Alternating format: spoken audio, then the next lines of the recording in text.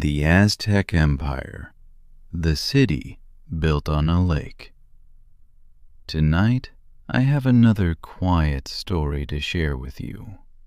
First, please turn the volume down a little and adjust it to a comfortable level.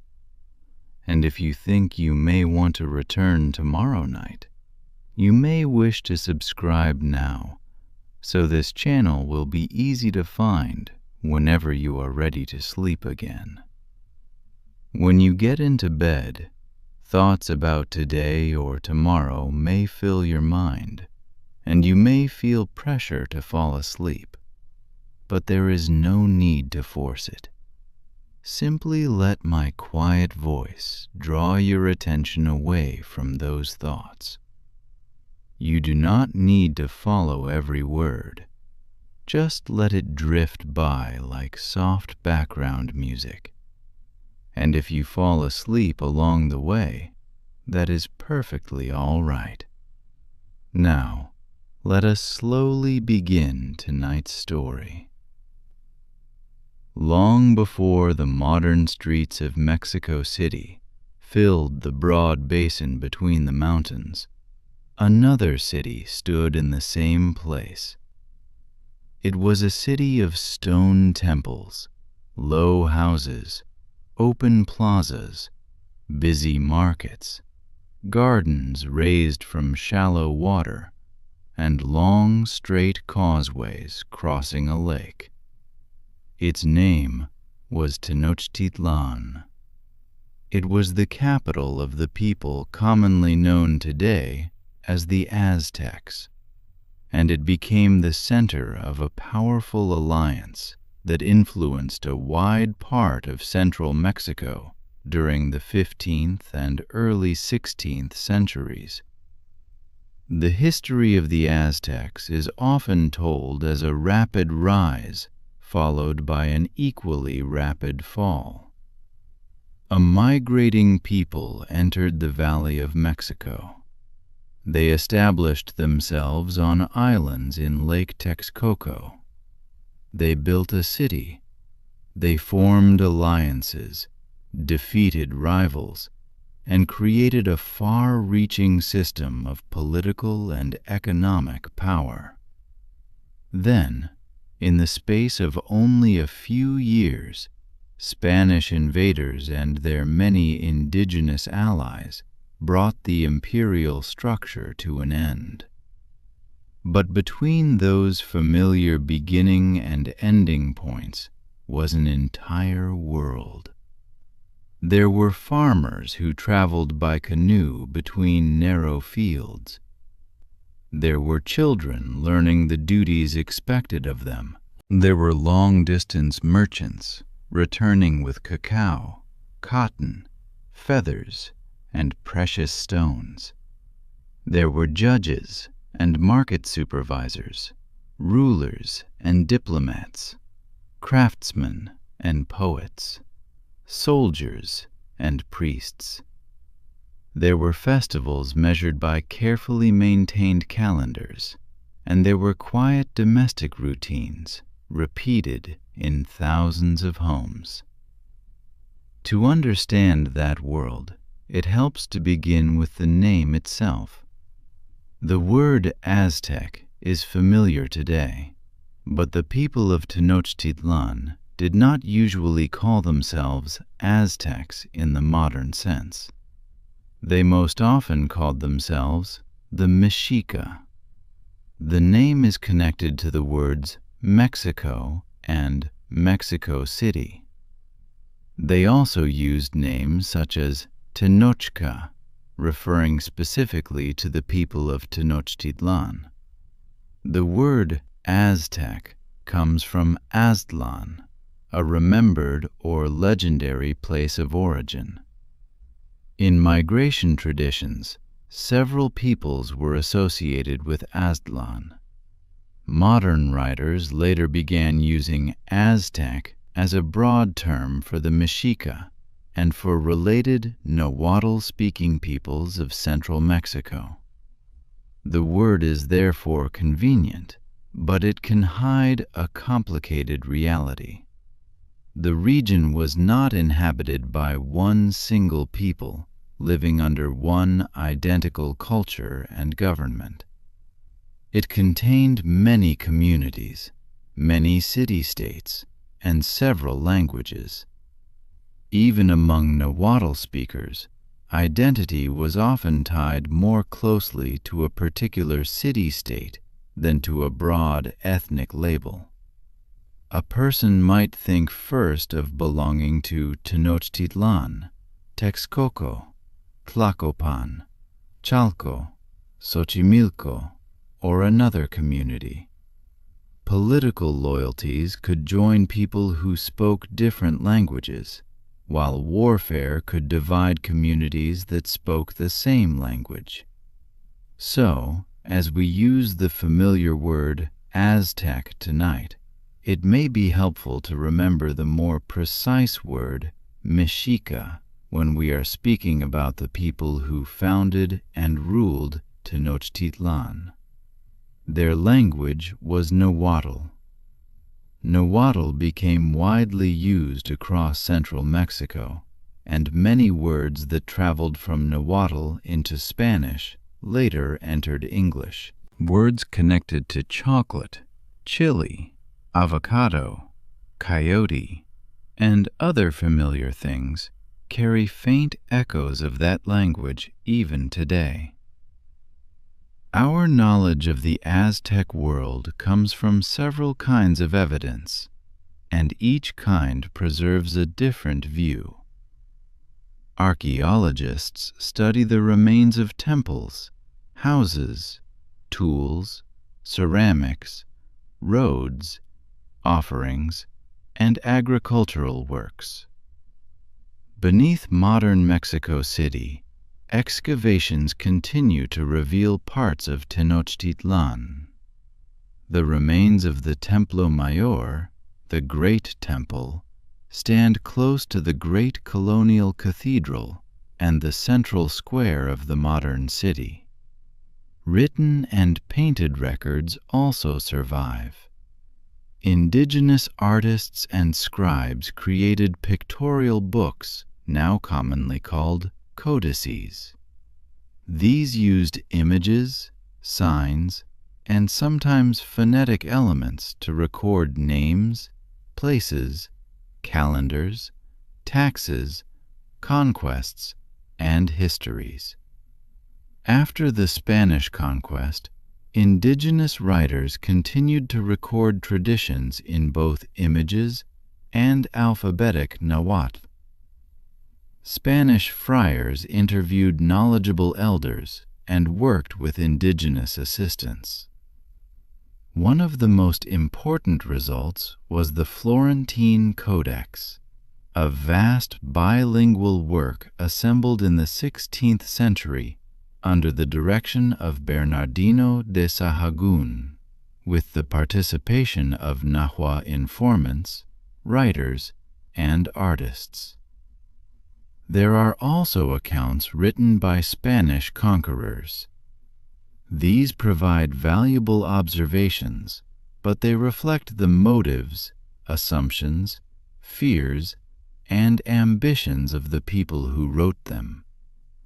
Indigenous accounts also came from particular communities and political perspectives. The people of Tenochtitlan, the people of Tlaxcala, the people of Texcoco, and others did not remember every event in the same way. For this reason, many details remain debated. Numbers reported for armies, populations, sacrifices, and deaths can vary greatly. Stories about omens or intentions may have been reshaped after events were already known. Even the circumstances of the death of the ruler Moctezuma II remain uncertain. History does not always speak with one clear voice. Sometimes it reaches us as a conversation among broken stones, faded paintings, remembered poems, official records, family histories, and conflicting witnesses. Tonight, we can move slowly through that conversation. There is no need to memorize every date or every unfamiliar name. You may simply let the names pass by like distant lights reflected on the surface of a lake.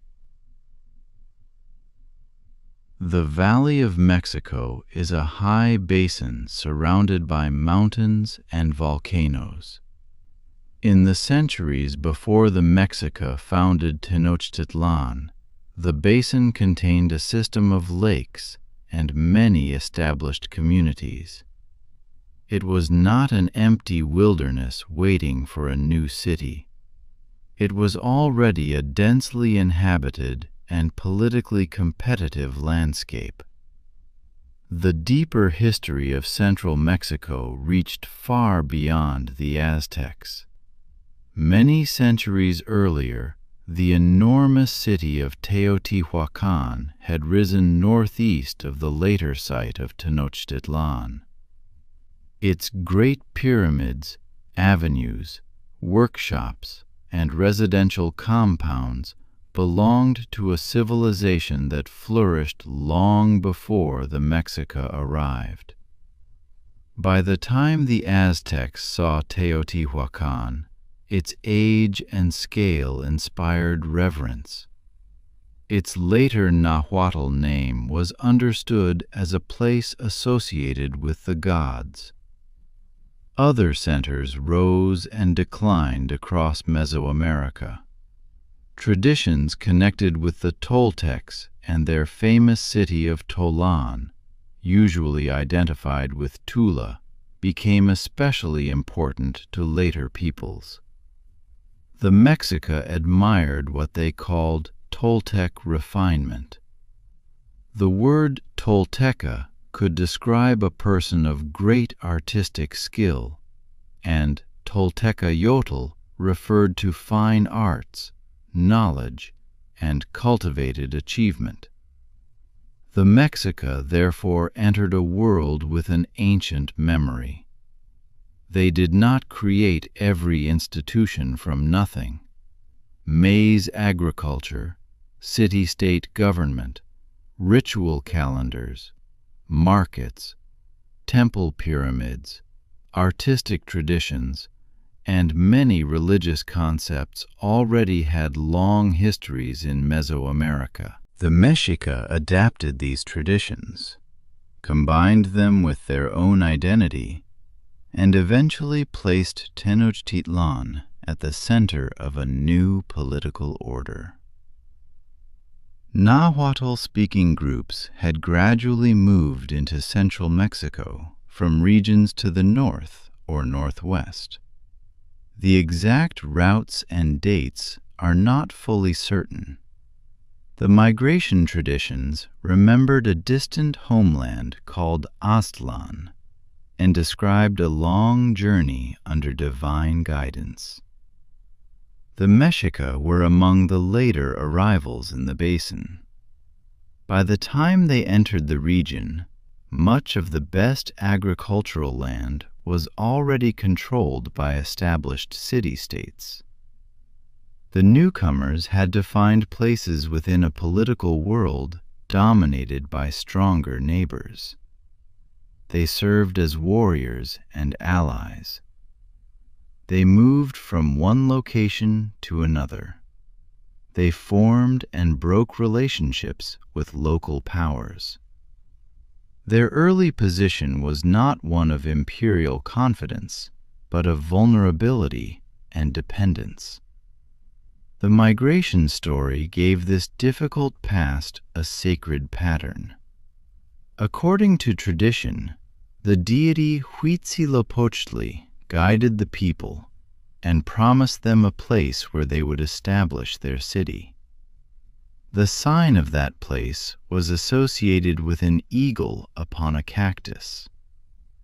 Later versions often show the eagle holding or devouring a serpent, an image now at the center of the Mexican flag. The historical details behind this account are difficult to separate from its religious and political meaning. It may preserve memories of migration, settlement, and the creation of a new collective identity. It also explained why an apparently unpromising island location was the destined center of the Mexica world. Imagine, if you like, the basin as it may have appeared before the modern city covered much of it. Water spread across the valley floor. Communities stood on shores and islands. Canoes moved through channels. Distant mountains enclosed the horizon. In the shallow parts of the lakes, reeds and water birds would have been common. The air, the water, the cultivated land, and the settlements were all connected. In this environment, the Mexica founded Tenochtitlan, traditionally dated to the year 1325. The city was established on islands in Lake Texcoco. At first, the site may have seemed difficult. Fresh water was limited. Building land had to be expanded. Stronger cities surrounded the lake. Yet the island location also offered possibilities. It could be defended. It sat within a network of water transportation. Land could be reclaimed and extended. Causeways could connect the settlement to the mainland. Canals could carry people and goods through the city.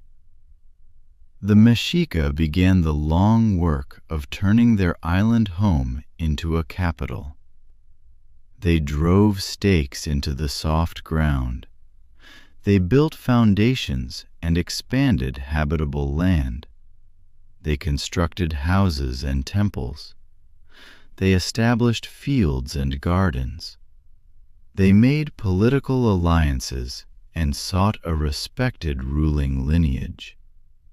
The name Tenochtitlan is traditionally associated with Tenoch, an early leader, and with the stone and cactus of the foundation story. Near it grew another Mexica city, Tlatelolco. The two communities shared the island area, but developed as separate political centers for much of their history. Tlatelolco became especially famous for its great market. In the early years, however, neither Tenochtitlan nor Tlatelolco ruled the basin.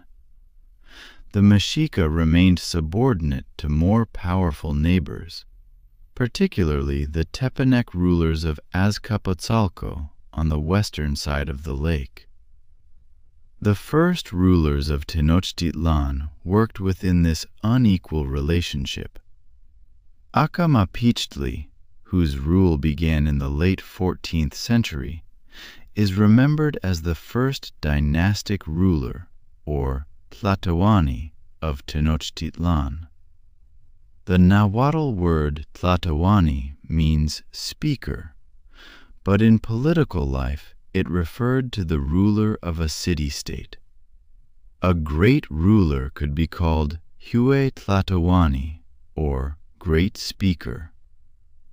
Acamapichtli and his successors strengthened the young city through marriage, warfare, construction, and diplomacy. Tenochtitlan supported the Tepanecs in military campaigns and received benefits from their expansion. Mexica warriors gained experience, wealth, and status. This was a gradual rise, not a sudden miracle. The city grew because generations of people worked within the opportunities and dangers of the basin. Farmers increased production. Craftsmen supplied tools and goods. Warriors served in campaigns. rulers formed family alliances. Priests maintained rituals that connected the community to its gods and its remembered journey. And quietly, as these patterns continued, the balance of power began to change. The power that had helped Tenochtitlan rise eventually became the power it had to overcome. Azcapotzalco, the capital of the Tepanec state, dominated much of the Valley of Mexico under the long rule of Tezozomoc. Tenochtitlan had served this state and had participated in its wars. The relationship offered protection and opportunity, but it also kept the Mexica in a subordinate position. When Tezozomoc died, a struggle followed. His successor, Maxtla, attempted to reduce the growing influence of Tenochtitlan. The ruler of Tenochtitlan, Chimalpopoca, died during this crisis, and the city faced a dangerous choice. It could accept tighter Tepanec control, or it could resist. The new ruler, Itzcoatl, chose resistance. Itzcoatl joined with Nezahualcoyotl, the displaced heir of Texcoco, and with Totoquihuatzin of Tlacopan, a Tepanec city whose ruler opposed Maxtla. Together, Tenochtitlan, Texcoco, and Tlacopan formed the alliance that would later be known as the Aztec Triple Alliance. In the late 1420s, traditionally dated to 1428, the Allied forces defeated Azcapotzalco. This victory changed the political history of central Mexico. Tenochtitlan was no longer merely a dependent island city. It had become one of the leading powers in a new confederation. Texcoco brought its own political traditions, territory, and prestige. Tlacopan represented an important Tepanec partner. The spoils and revenues of future conquests were divided among the three allies, although Tenochtitlan gradually became the dominant member. The alliance is often called an empire, but it did not resemble a single modern nation with one uniform administration. Most conquered communities remained organized as city-states.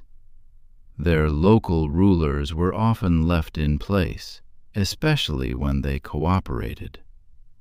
They continued to manage many local affairs. What changed was their relationship to the victorious alliance. They might be required to deliver regular payments in goods, labor, or military support. They might accept a ruler favored by the alliance, enter into marriage relationships with powerful families, or recognize the superior position of the great speaker of Tenochtitlan.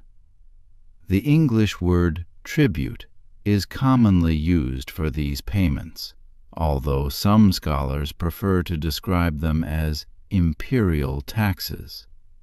Whatever word we choose, the practical result was that goods flowed toward the political center. Cotton cloth arrived from warmer regions.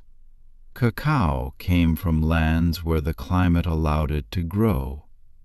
Feathers, precious stones, warrior costumes, food, firewood, rubber, paper, animal skins, and many other products moved through the system.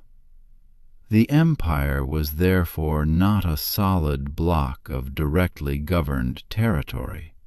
It was a network, Some provinces were close to the capital, others lay far away.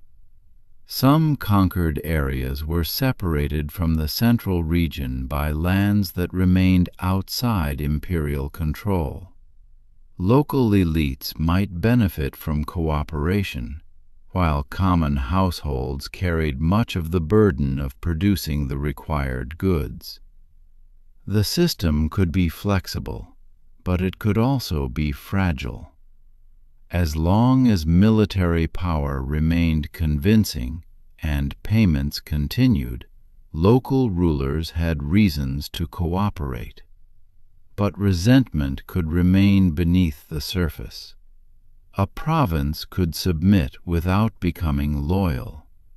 An enemy of Tenochtitlan might later become an ally of someone else. This would matter greatly at the end of the empire. For the moment, however, the alliance expanded. Itzcoatl secured the southern lake region, including places with productive agricultural lands. He moved against cities such as Xochimilco, Cuitlahuac, and Mizquic, and extended influence toward the warmer countries south of the basin. The victory over the Tepanecs also reshaped the story that Tenochtitlan told about itself. Later accounts associate Itzcoatl and his powerful advisor Tlacaelel with reforms that strengthened the position of the Mexican nobility and the state religion. Tlacaelel served in the office called Cihuacoatl, a title that can be translated in different ways, but referred to one of the highest political positions in Tenochtitlan. Tradition credits him with helping to define the Mexica as a chosen people guided by Huitzilopochtli, their patron deity of war and the sun. He is also linked with legal and social reforms, and with the elevation of noble authority. Some details of his role may have been enlarged in later historical writing. Still, the broader transformation is clear. Tenochtitlan was creating an ideology suitable for a victorious capital. A community that had once explained its hardships through a story of sacred migration could now explain its expansion as the fulfillment of divine purpose. After Itzcoatl came Moctezuma I, also known as Motecuzoma Ilhuicamina. He became ruler in 1440 and continued the process of conquest and consolidation. The accession of a new ruler was often followed by a military campaign. Such a campaign demonstrated strength, supplied captives for ceremonies, and reminded subject cities that a change of ruler did not mean weakness at the center. Moctezuma I expanded toward regions in present-day Morelos, Guerrero, Veracruz, and Oaxaca. The empire reached areas with very different climates and products. This widening geography brought more goods into the exchange and tax networks centered on the basin. His reign also included serious challenges. A period of poor harvests and famine struck central Mexico in the middle of the 15th century. Sources describe hardship severe enough that some people left their communities or entered forms of servitude to survive. The state opened stores and attempted relief, but the crisis revealed how vulnerable even a productive agricultural society could be to changing weather and failed crops. Warfare continued against rival states that resisted imperial expansion. Tlaxcala, Huejotzinco, and Cholula remained important powers east of the Valley of Mexico. The relationship between Tenochtitlan and these states involved both ordinary warfare and conflicts remembered as flower wars. The flower wars have often been described as arranged battles, intended to capture prisoners for sacrifice and to train warriors. Some historians also understand them as part of a broader strategy of pressure and exhaustion against resistant enemies. The motives may not have been identical in every campaign. Religion, military training, prestige, political competition, and the practical goal of weakening opponents could all exist together. In the Aztec world, warfare was not separated neatly from ritual or status. Capturing an enemy could matter as much as killing one. A warrior's advancement depended on the number and identity of the captives he took. Military achievement offered one path to honor. A commoner who captured enemies could earn the right to wear particular clothing, insignia, or ornaments. He could gain privileges that brought him closer to the status enjoyed by nobles, although the social distance between commoners and hereditary nobility remained significant. Moctezuma I and the leaders around him also strengthened the internal order of Tenochtitlan. Laws and expectations distinguished ranks through clothing, behavior, residence, and access to luxury goods. Political authority, military success, and sacred duty were woven together. When Moctezuma I died in 1469, Ashayakot became ruler. Ashayakot continued expansion in several directions. He also brought the neighboring Mexica city of Tlatelolco under the direct control of Tenochtitlan. Tlatelolco had its own ruler and its own identity, even though it shared the island area with Tenochtitlan. Its market was one of the greatest commercial centers in Mesoamerica. The conflict between the two cities ended with Tlatelolco's defeat, and its famous market came under the authority of Tenochtitlan. Not every campaign of expansion succeeded. To the west stood the powerful state now commonly called the Purépecha, or Tarascan state, centered in Michoacán. It had its own strong military and political organization, and access to metalworking traditions that differed from those of the Mexica. Ashayakot led a major campaign against this western rival in the late 1470s. The result was a severe defeat for the forces of the Triple Alliance. The loss is a useful reminder that the Aztec Empire was never unstoppable. Its armies could be resisted. Its frontiers had limits. Rival states remained beyond its control. Ashayakot died in 1481 and was followed by Tizoc. Tizoc's reign was short and troubled. His initial military campaign did not produce the success expected of a new ruler.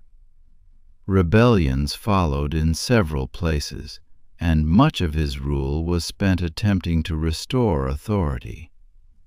He died in 1486, and later stories suggested that he may have been poisoned, although the evidence is not certain. His successor was Ahuitzotl. Ahuitzotl proved to be a far more successful military ruler. He suppressed revolts, extended imperial influence, and oversaw major construction in the capital.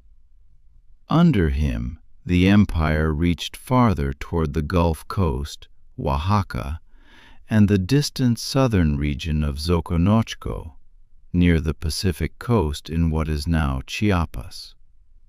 These distant lands supplied highly valued products, including cacao and brilliant feathers. Ahuitzotl also enlarged the Templo Mayor, the great temple at the center of Tenochtitlan.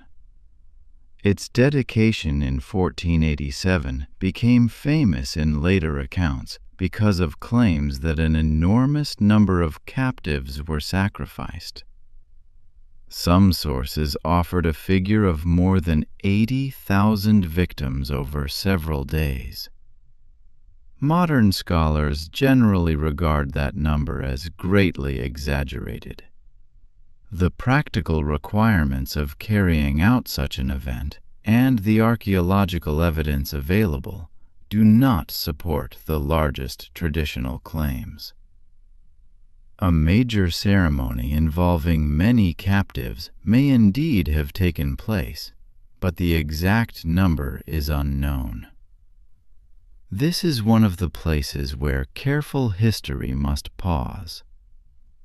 The reality of human sacrifice in Mexica religion is supported by written and archaeological evidence. Yet dramatic numbers repeated after the conquest can also reflect political storytelling, imperial display, religious condemnation, or the natural tendency of later accounts to make extraordinary events even larger. We will return to religion and sacrifice later, with the same caution. For now, we can picture Ahuitzotl's reign as a high point of imperial growth. Tenochtitlan had become wealthy, crowded, and monumental. Goods arrived from distant provinces. The great temple rose in repeated layers, each expansion covering an earlier phase. Causeways tied the island city to the shore. Aqueducts carried fresh water. Canoes filled canals and lake routes. But expansion also created pressure. Every conquest added new obligations, new enemies, and new territories that had to be watched. The empire's indirect structure reduced the need for a large, permanent administration, but it depended on fear, negotiation, and the cooperation of local elites. At the frontiers, garrisons and strategic settlements sometimes provided more direct control. In many other places, however, the imperial presence might be felt mainly through tax collectors, demands for goods, military campaigns, and the knowledge that resistance could bring punishment. Ahuitzotl died around 1502. His successor was Moctezuma II, the ruler who would meet Hernán Cortés 17 years later. Moctezuma II inherited an empire at or near its greatest extent. He was not an inexperienced or powerless figure. Before becoming ruler, he had served in important religious and military roles. After his accession, he conducted campaigns and continued expansion. He strengthened court ceremony and reinforced distinctions between nobles and commoners. The palace and government around him represented generations of political success. Messengers connected the capital to distant provinces. Merchants carried information as well as goods. Local rulers came to Tenochtitlan or sent representatives. Taxes were recorded in painted documents. Military officers and noble councils participated in decisions. From the center of the island capital, the empire may have appeared formidable. Yet beyond the causeways and across the mountains, many communities remembered defeat, resented demands, or guarded their independence. Tlaxcala remained unconquered. The Purepecha state remained beyond Mexica rule. Other subject cities cooperated because cooperation was useful or necessary, not because they had forgotten their own interests. The empire was powerful, but power is not the same as permanence. And before we follow the events that tested it, we should spend some time inside the city that made such power visible. Tenochtitlan was built where water and land met each other in almost every direction. The city occupied islands and reclaimed ground in Lake Texcoco. Its builders expanded the usable surface by driving wooden stakes into the lake bed, filling spaces with earth and stone, and reinforcing the edges. Over time, what had begun as a difficult settlement became a large urban center, arranged with deliberate order. The city was divided into 4 major sections. Roads and canals crossed these districts.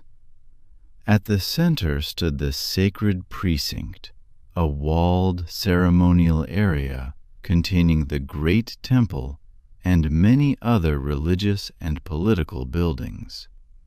3 great causeways connected the island capital to the mainland. They were wide enough for large numbers of people to travel, but they also contained openings and bridges that allowed water and canoes to pass.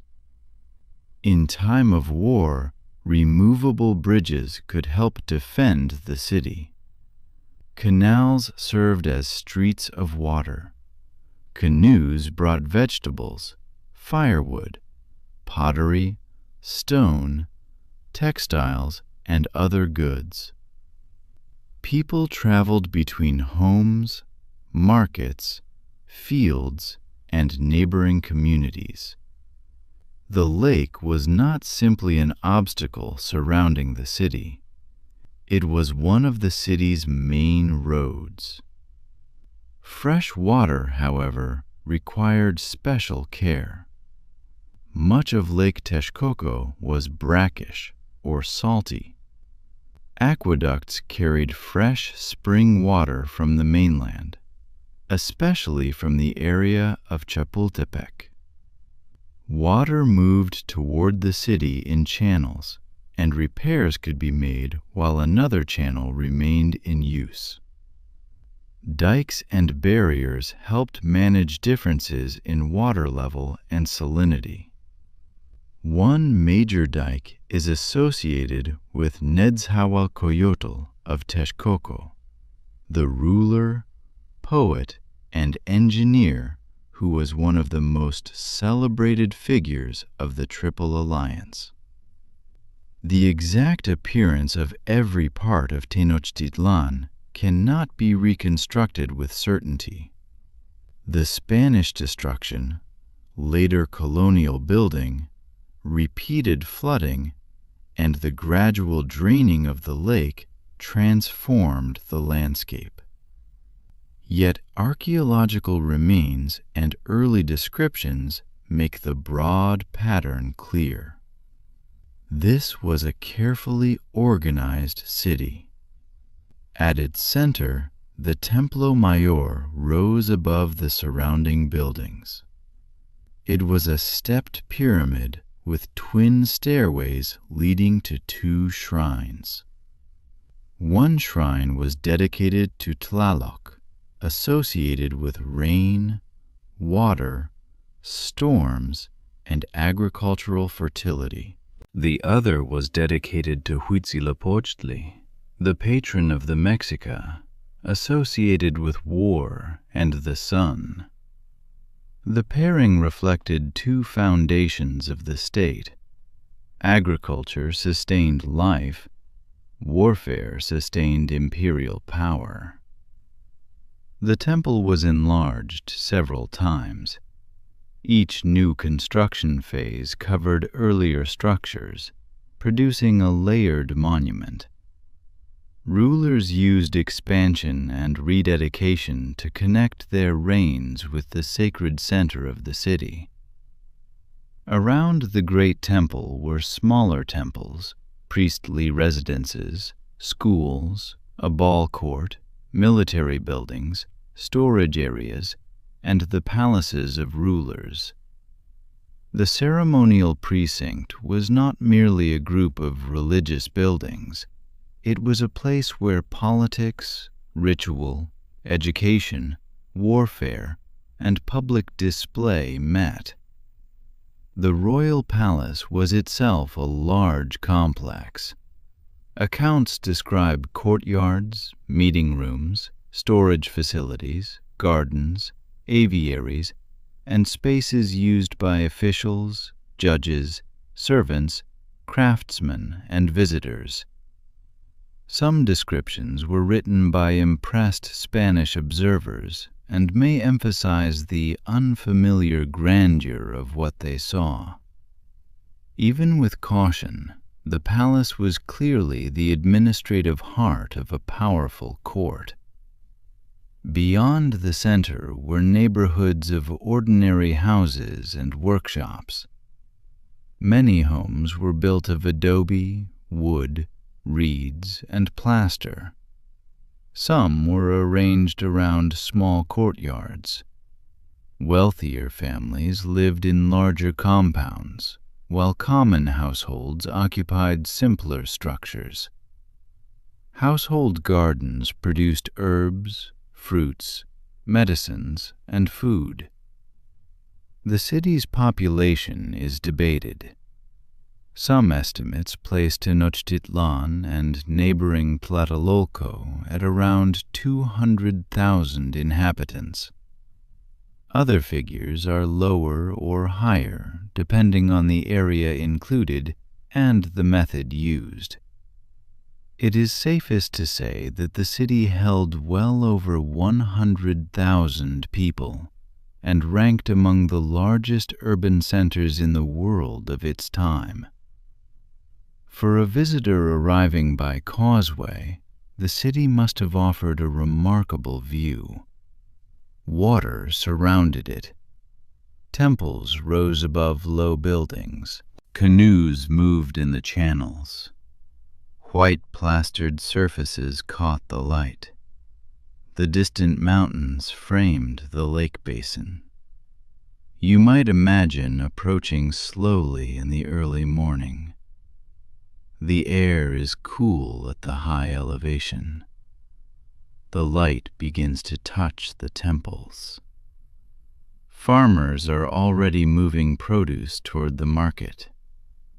A canoe passes beneath an opening in the causeway. Somewhere, a drum marks the beginning of a ceremony or signals activity in the sacred precinct. This is an imagined moment, but each of its elements belongs to the known life of the city. The food supporting Tenochtitlan came from a wide region, and one of the most distinctive agricultural systems was the chinampa. Chinampas are sometimes called floating gardens, but they did not normally float.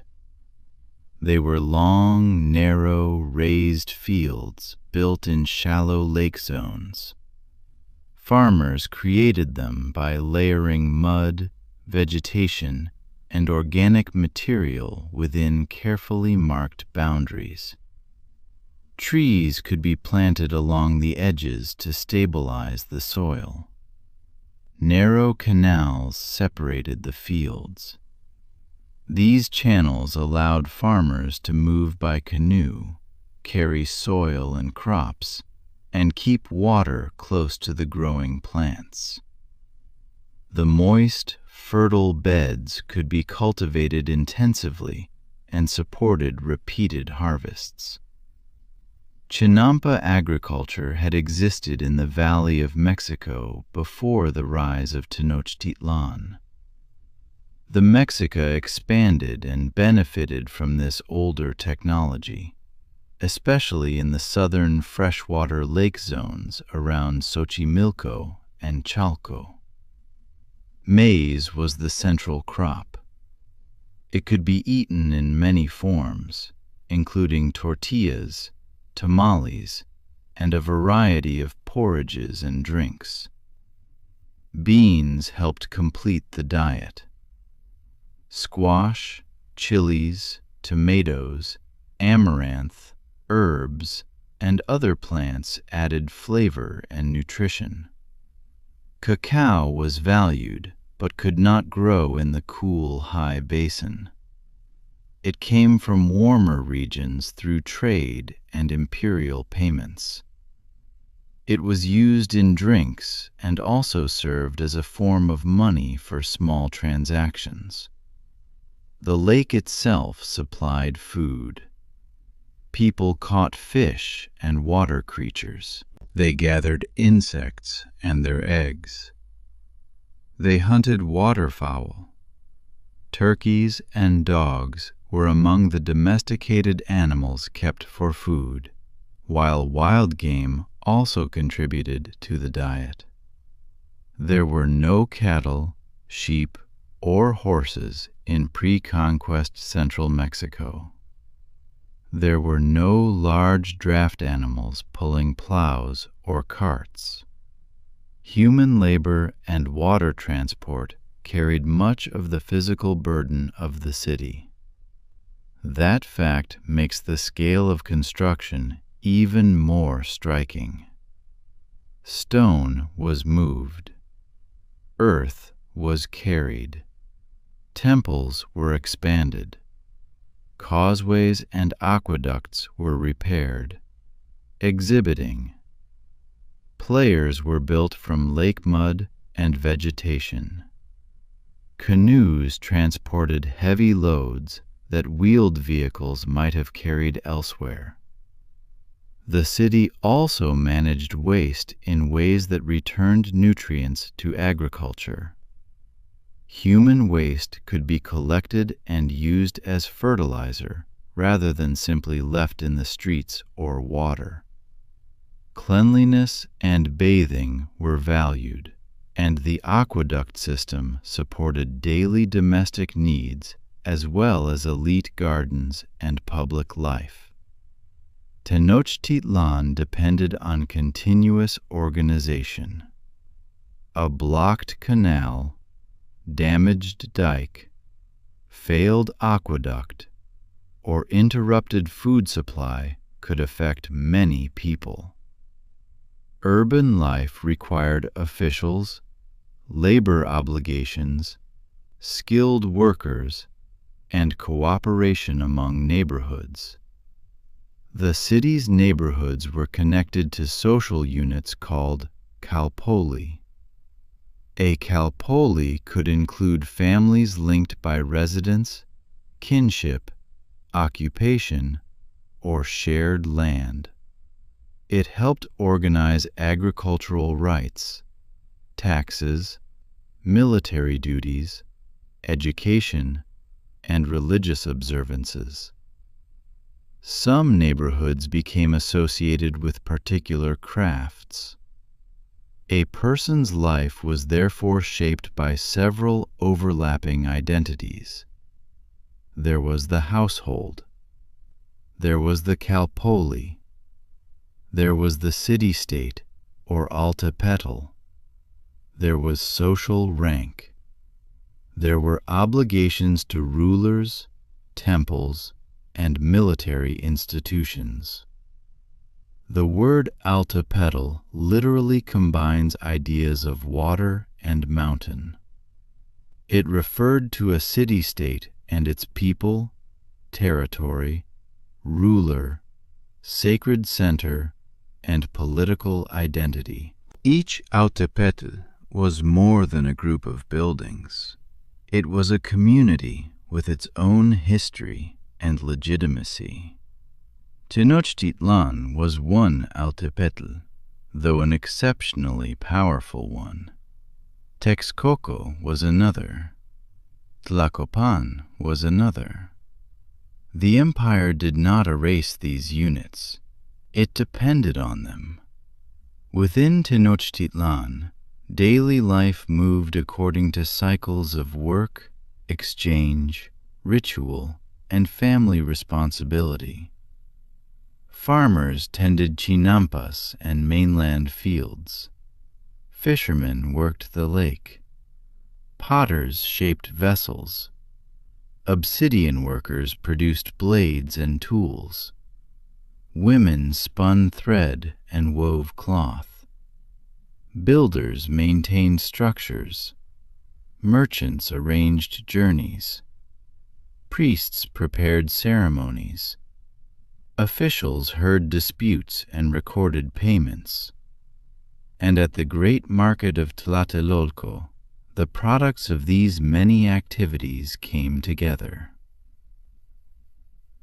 The market of Tlatelolco was one of the wonders of the city. It occupied a large open space in the northern part of the island.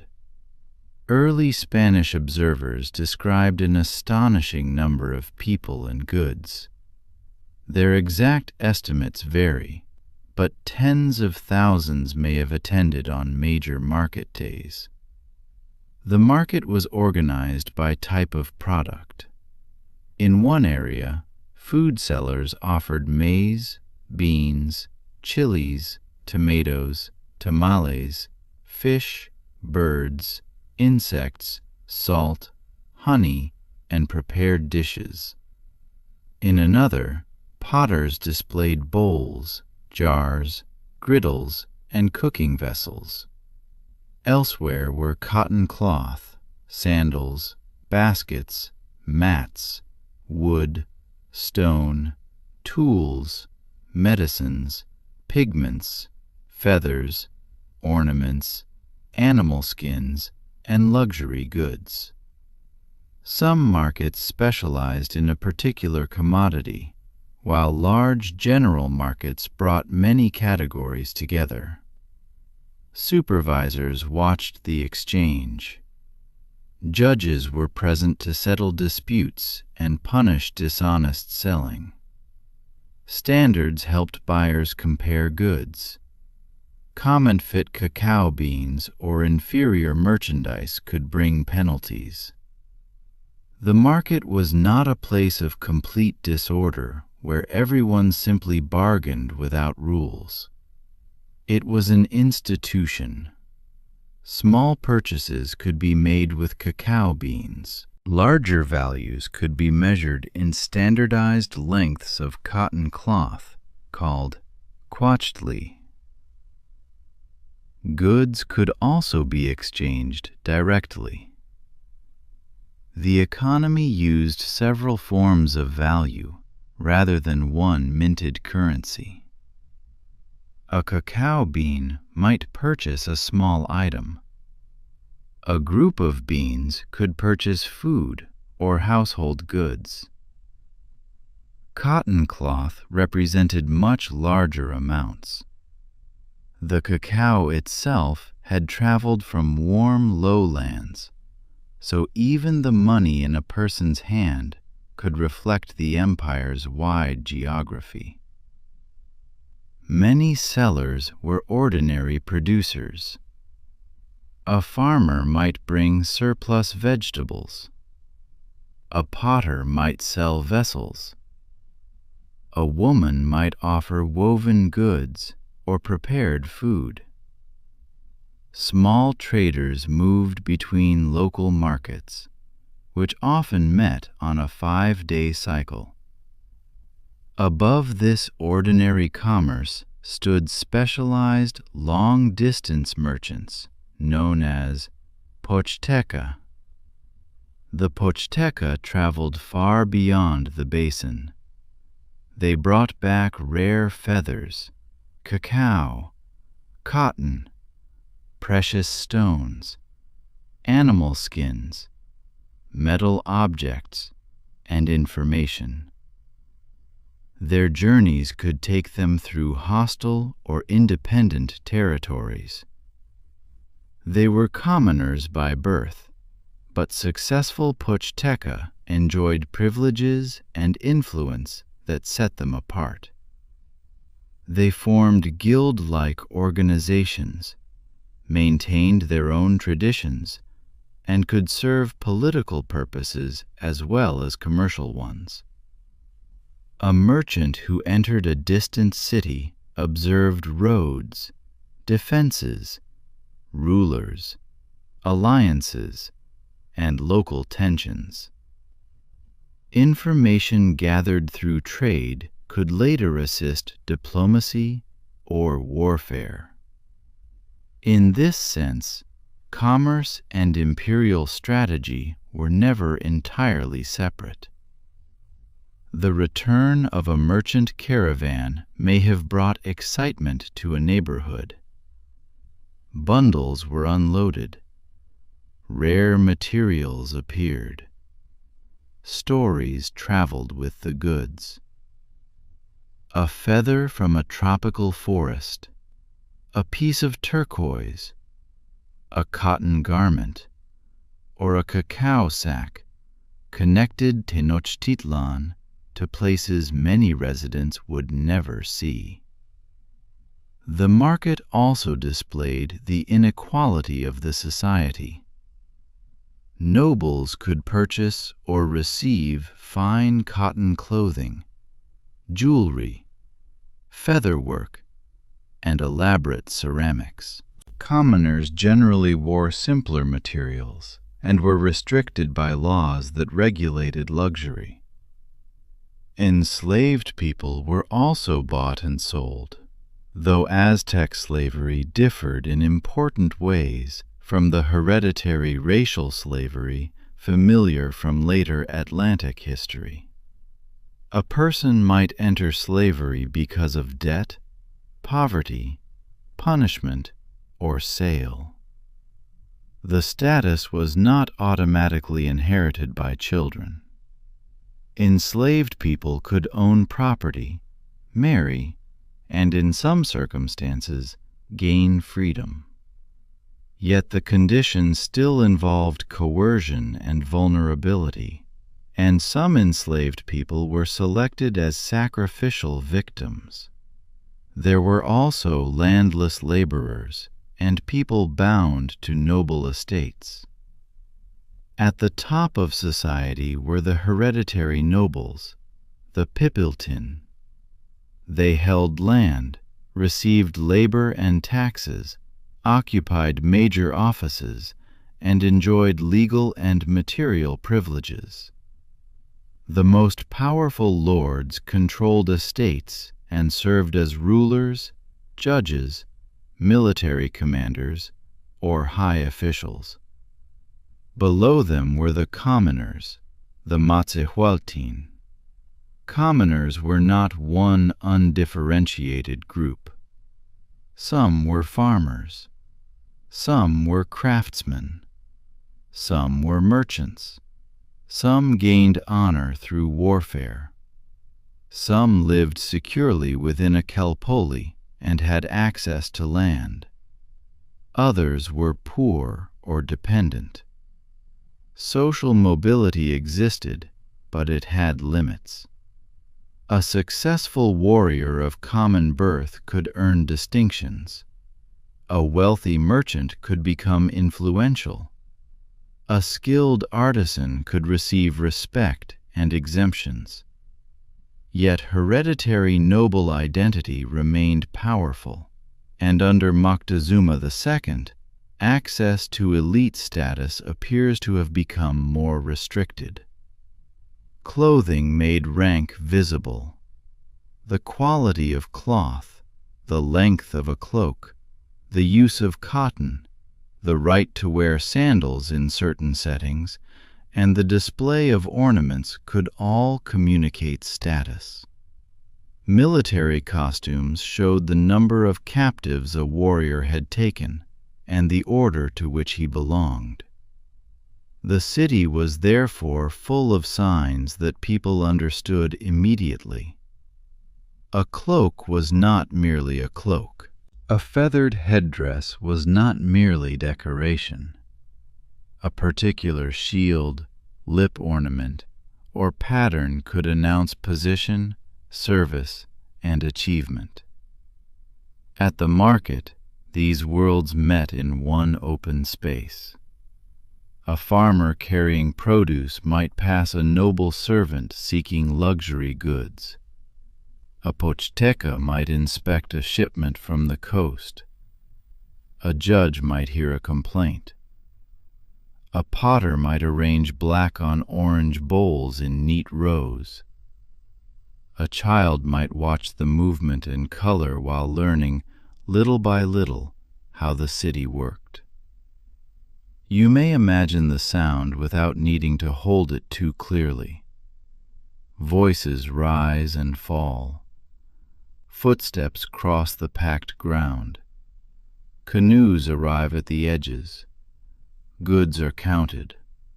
A bargain is completed. Then the sound can drift away again, like a market heard from a distant street. The life of the city began inside the household. Families prepared food, repaired tools, raised children, stored goods, maintained gardens, and fulfilled the obligations that connected them to the neighborhood and the state. Kinship was traced through both the father's and the mother's sides.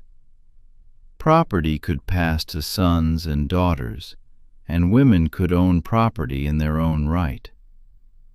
This gave women a recognized economic position, although public authority and military office remained strongly dominated by men.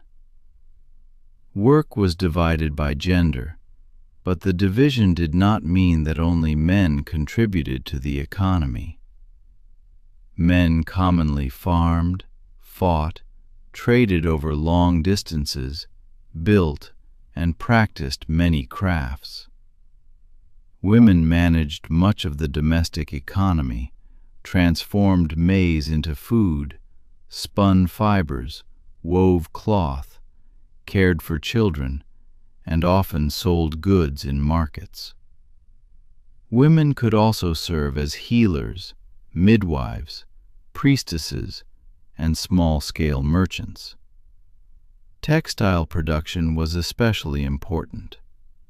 Cloth was used for clothing, exchange, taxation, gifts, and large payments. Cotton textiles were valuable, while fibers from maguey or agave served more ordinary needs. The labor of spinning and weaving filled many hours and supported both household survival and imperial wealth. The preparation of maize also required repeated work.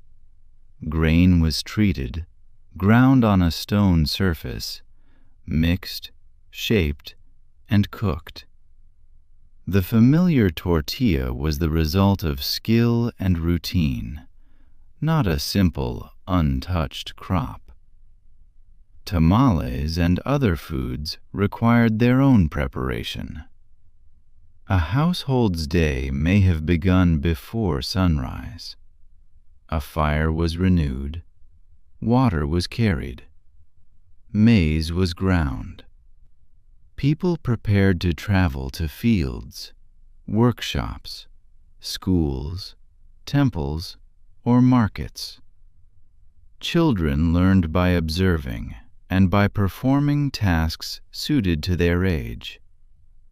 The Codex Mendoza contains famous images showing the education of boys and girls at different ages.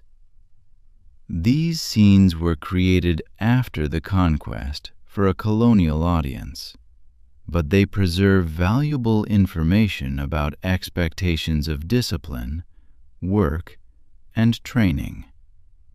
Children were taught gradually. A young child performed small household tasks. As children grew, the work became more demanding. Boys might carry loads, fish, gather materials, or learn a father's occupation.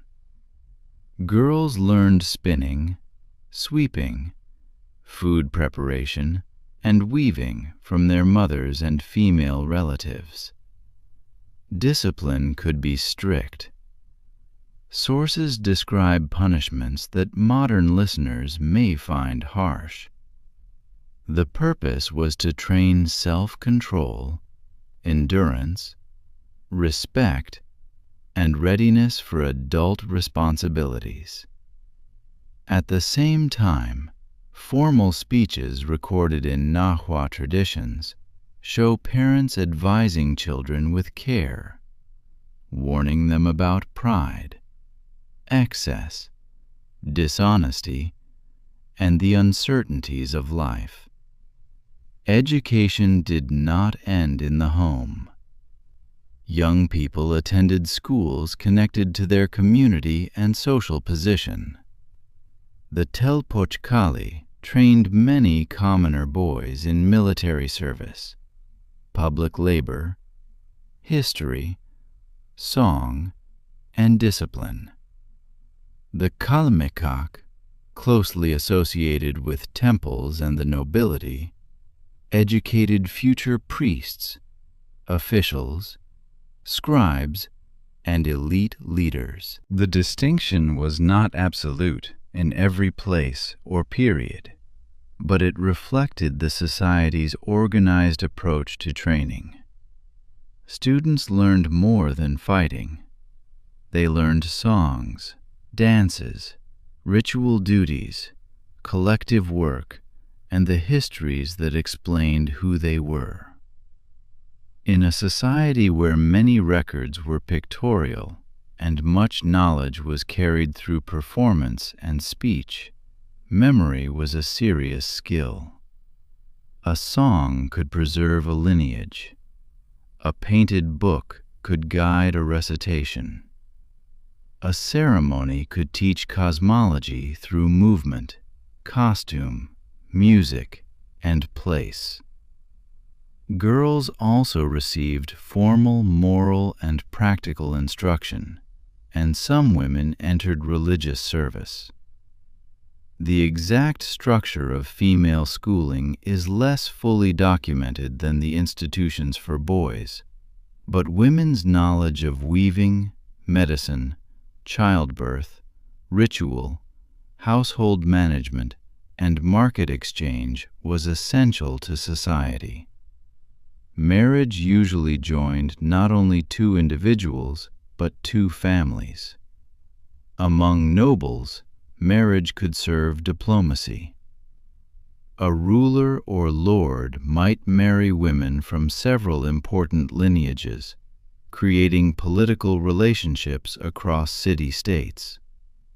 Polygyny existed especially among elites, while ordinary households were more commonly monogamous. A marriage ceremony included family negotiation, gifts, speeches, and ritual actions. The couple entered a network of obligations extending beyond private affection. Birth and death also connected the household to religious ideas. Childbirth was sometimes described through the language of warfare. A woman who died giving birth could receive a special sacred status, reflecting the belief that childbirth involved danger, courage, and cosmic significance. Men who died in battle or sacrifice, women who died in childbirth, and people who died in other ways were believed to follow different destinations after death. The manner of death could matter more than a person's moral character in determining the afterlife. Ordinary life was therefore never far from the sacred. A hearth had religious meaning. A field had religious meaning.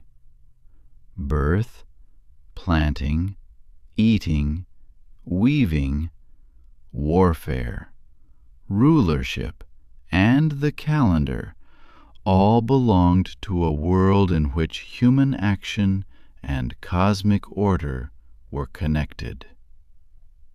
Yet people were not only fulfilling solemn duties. They also sang, danced, played games, told stories, exchanged jokes, and gathered at festivals. Children played with small objects and imitated adult activities. People kept dogs and turkeys. They decorated household goods. They enjoyed flowers, gardens, music, and poetry. The ball game, known throughout Mesoamerica in different forms, combined sport, ritual, and political display. Courts were built near ceremonial centers.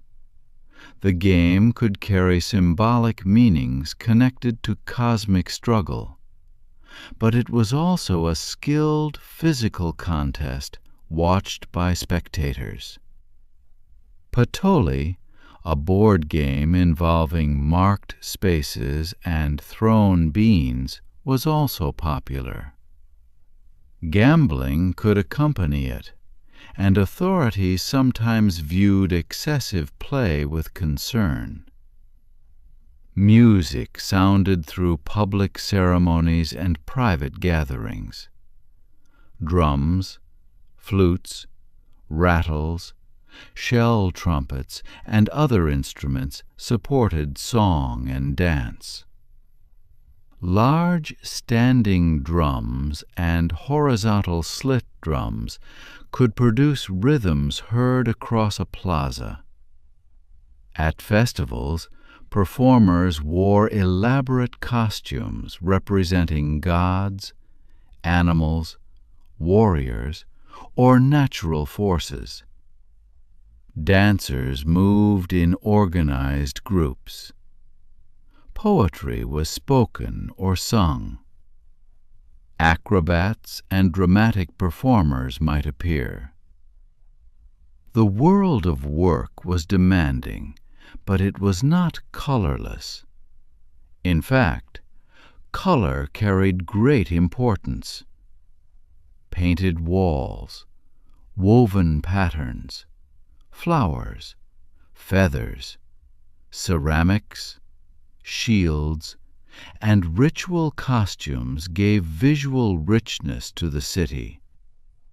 Stone sculptures that now appear as bare gray surfaces in museums were often painted in strong colors.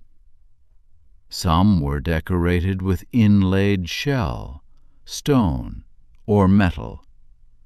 The finest craftsmen were deeply respected. Aztec artists admired the legendary achievements of the Toltecs, and a master craftsperson could be called a Tolteca. Fine work was associated with disciplined hands, trained vision, and a mind capable of bringing form out of raw material. Obsidian workers shaped volcanic glass into blades so sharp that they could cut with remarkable precision. Obsidian came from specific geological sources and traveled through trade networks. It served in household tools, craftwork, weapons, and ritual instruments. Flint was also shaped into tools and ceremonial objects. Potters made practical vessels for cooking, storing, and serving food. Griddles, bowls, jars, tripod dishes, braziers, and grinding vessels appeared in ordinary homes. Black on orange pottery became especially common in the Aztec period, while more elaborate polychrome ceramics arrived from regions such as Cholula and were valued as luxury goods. stone carvers worked at every scale. They produced small figures, boxes, vessels, temple decorations, reliefs, and enormous monuments. Famous surviving works include the monumental sculpture of Coatlicue, the Coyoxauhqui stone, the stone of Tizoc, and the object commonly called the Aztec sunstone or calendar stone. The sunstone is not simply a calendar in the modern sense. Its carved surface brings together signs connected to cosmic eras, the calendar, solar power, and state ideology. It was discovered in Mexico City in 1790, centuries after it had been buried following the conquest. Its survival offers one of those moments when the buried city seems to rise again. Workers opened the earth of the colonial capital and found an object created for an entirely different world. The stone had remained beneath streets, buildings, processions, markets, and generations of daily life. Featherwork was among the most prized arts. Specialist craftsmen called amanteca arranged feathers into shields, garments, fans, ornaments, and mosaics. Common feathers formed lower layers, while rare and brilliant feathers created the visible surface. Quetzal feathers from distant southern regions were especially valuable. The feathers arrived through trade and taxation. Their lightness and changing color gave them qualities unlike stone, clay, or metal. A feathered object moved with the body and responded to light and air. It could make a warrior or deity image appear alive with color. Very little original featherwork has survived because organic materials decay easily. The few remaining pieces and colonial descriptions give only a partial sense of an art that once occupied an important place in elite and religious life. Goldsmiths and other metalworkers created ornaments, though metal was not the main material of Aztec weaponry or tools. Gold, copper, silver, turquoise, shell, jade-like greenstones, and other precious materials were combined in objects of status and ritual. For weapons, wood and stone remained central. The macuahuitl was a wooden weapon edged with obsidian blades. Spears, darts thrown with an atlatl, bows, clubs, and shields served different military purposes. Cotton armor, tightly quilted, could provide effective protection while remaining lighter than metal armor. Craft specialization often belonged to particular neighborhoods. One area might be known for feather workers. Another might contain potters or stoneworkers. Skills passed through families and institutions. The city's beauty and power rested on thousands of trained hands. Writing and painting were also crafts. A painter-scribe, often called a tlacuilo, prepared surfaces and arranged signs, figures, colors, and lines. Books could be made from bark paper, animal skin, or cloth, folded into screen-like pages. The writing system combined images, conventional signs and phonetic elements. A hill sign could indicate a place.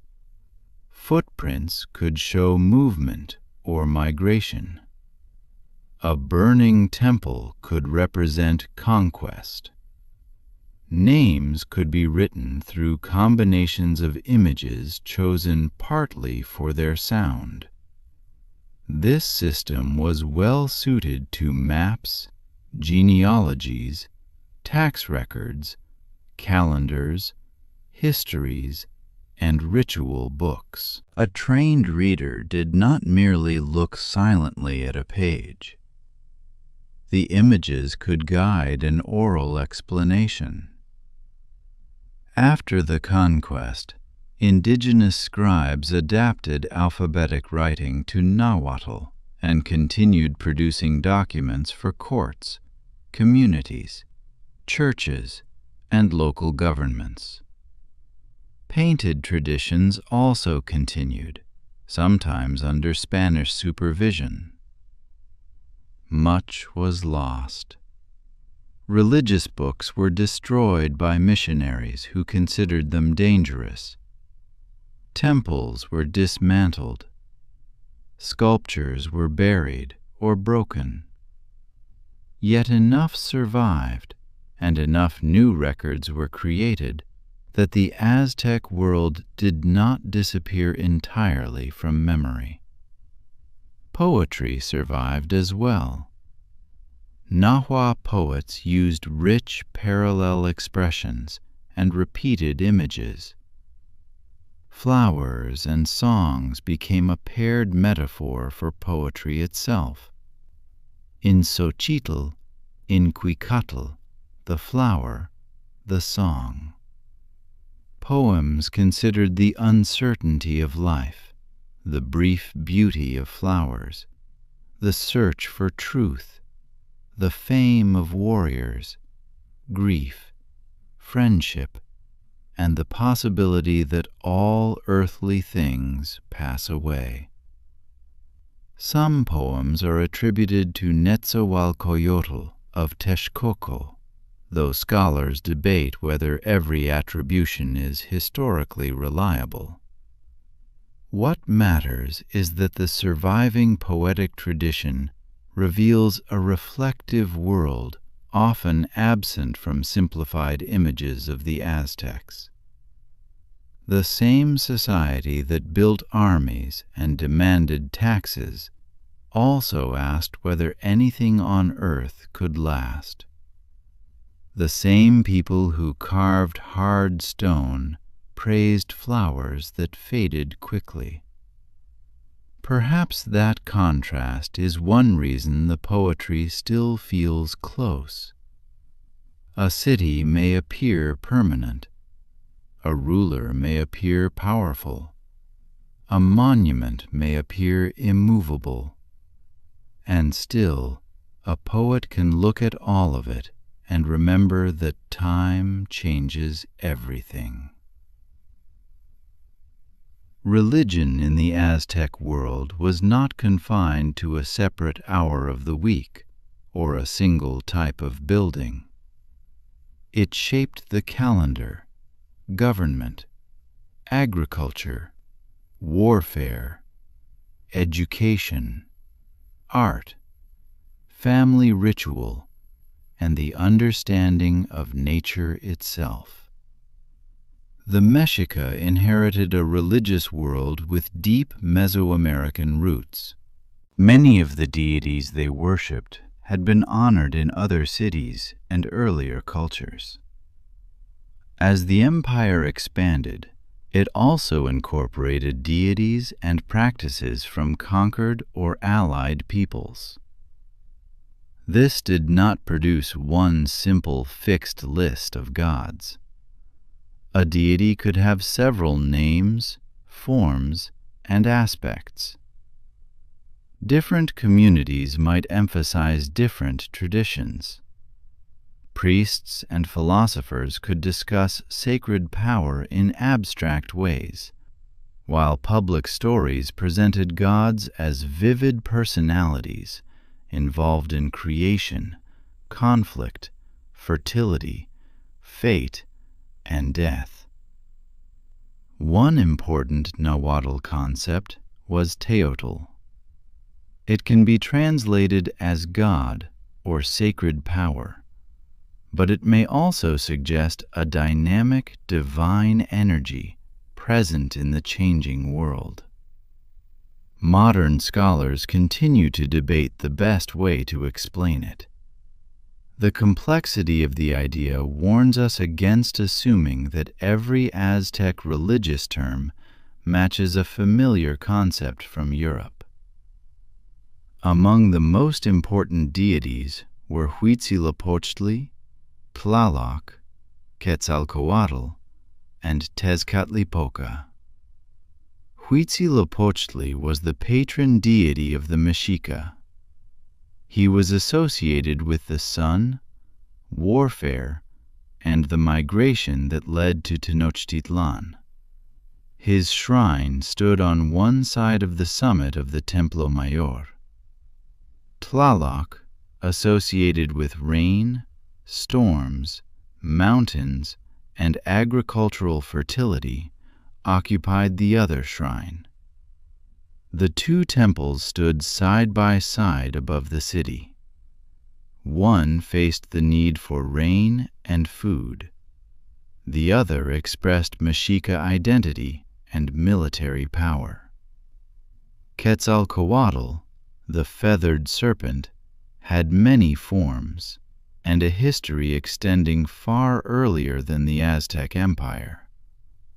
He was connected with wind, learning, priestly knowledge, creation, and the planet Venus in different traditions. Tezcatlipoca, whose name is often translated as smoking mirror, was associated with night, fate, rulership, conflict, sorcery, and change. He could be a giver of power and a reminder that power was unstable.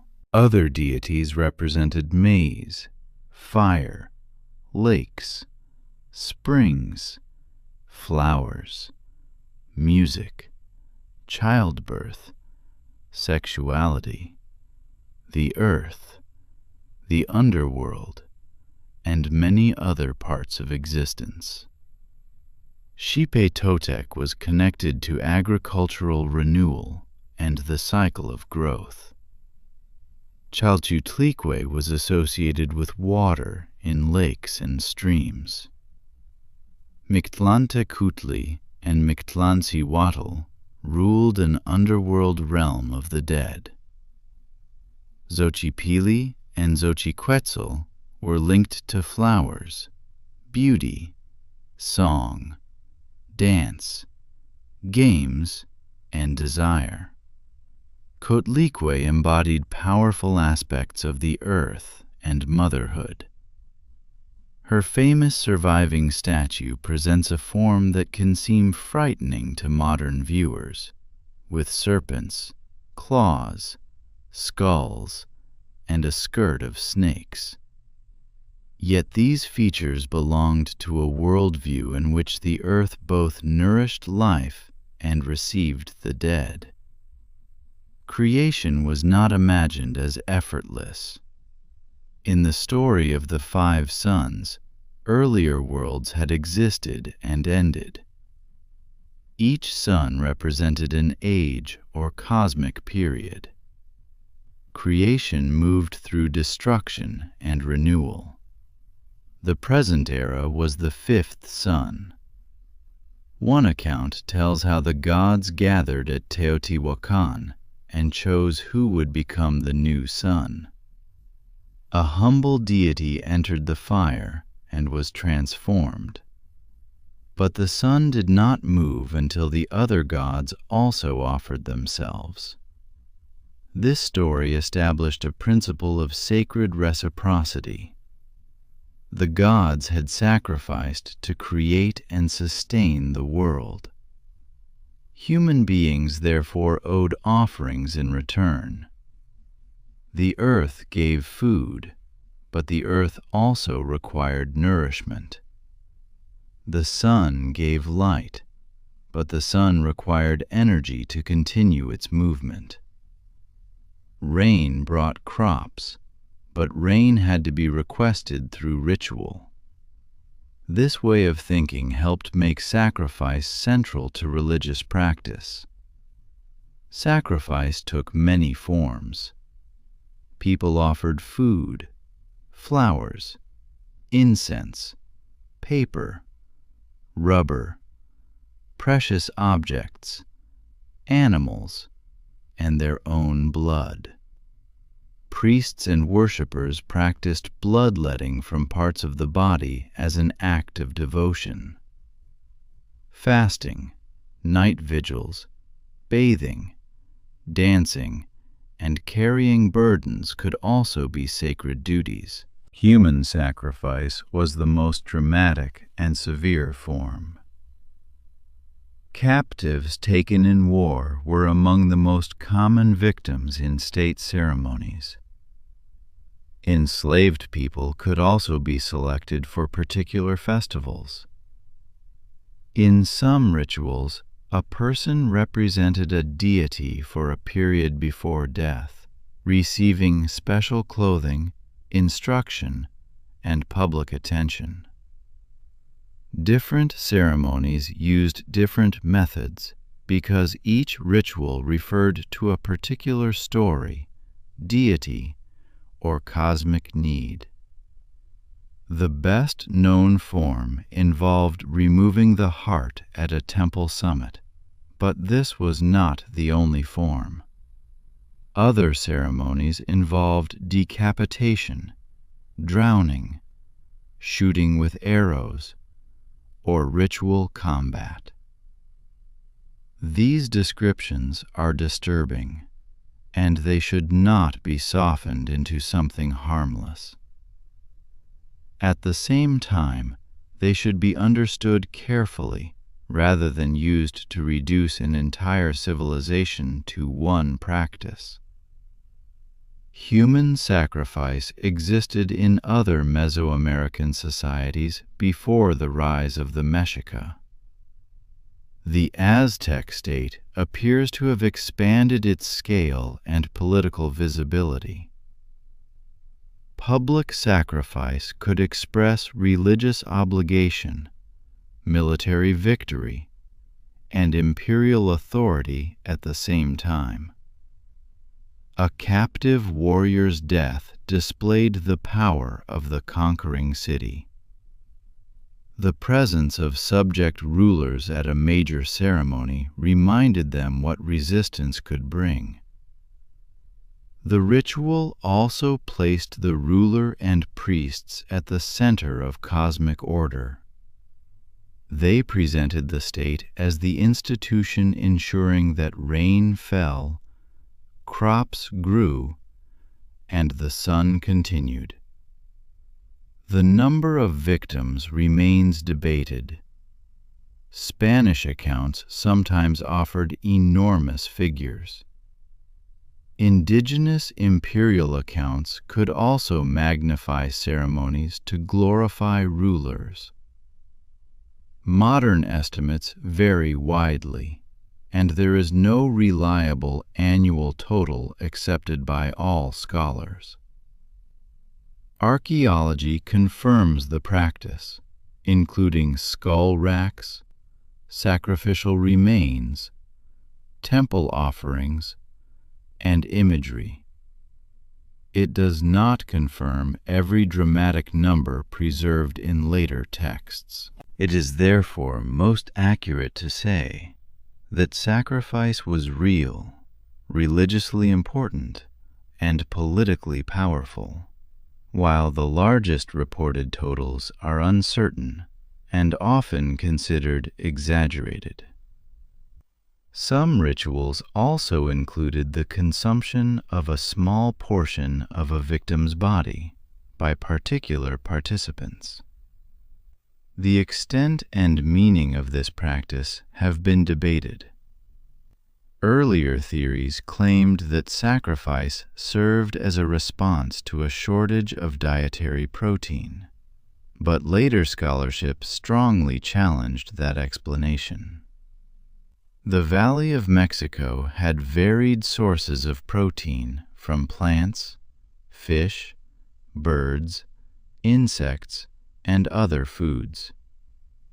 The ritual distribution of flesh was symbolic and restricted, rather than an ordinary source of nutrition.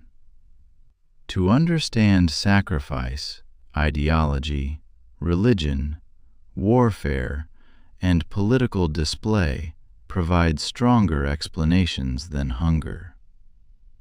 The Aztec calendar organized these sacred obligations. Like other Mesoamerican peoples, the Mexica used two interlocking counts. One was a 365-day solar calendar, connected to the agricultural year and public festivals. It consisted of 18 periods of 20 days, followed by 5 additional days that were treated as an uncertain or dangerous time. The other was a 260-day ritual count, created by combining a sequence of 20 day signs with numbers from 1 to 13. The two cycles moved together and returned to the same combination after 52 solar years. This larger period is often called the calendar round. The completion of 52 years brought a ceremony known as the New Fire Ceremony. Old fires were extinguished. People waited through a night of anxiety while priests observed the sky and performed a ritual on a hill outside the capital. A new fire was kindled and carried outward to temples and homes. The ceremony expressed renewal. The world had completed one great cycle and could begin another. The last New Fire ceremony before the Spanish conquest took place in 1507, during the reign of Moctezuma II. Calendars guided names, festivals, divination, planting, political ceremonies, and ritual duties. A child's birth date could be interpreted through the sacred count. Priests trained in calendar knowledge advised families and rulers. Time was not empty. Each day had qualities, associations, and dangers. The year moved through festivals connected to rain, planting, harvest, warfare, rulers, merchants, craftsmen, and the dead. Participants fasted, prepared offerings, danced in prescribed costumes, and reenacted sacred stories. Public ritual filled the city with sound and movement. Drums marked rhythms. Conch shells sounded. Processions entered plazas. Images of deities were decorated. Food was prepared and shared. Priests climbed temple stairs. Dancers moved in circles according to age, rank, and ceremonial role. Some festivals were joyous, some were solemn. Some involved fear, blood, or mourning. Many contained all of these feelings together.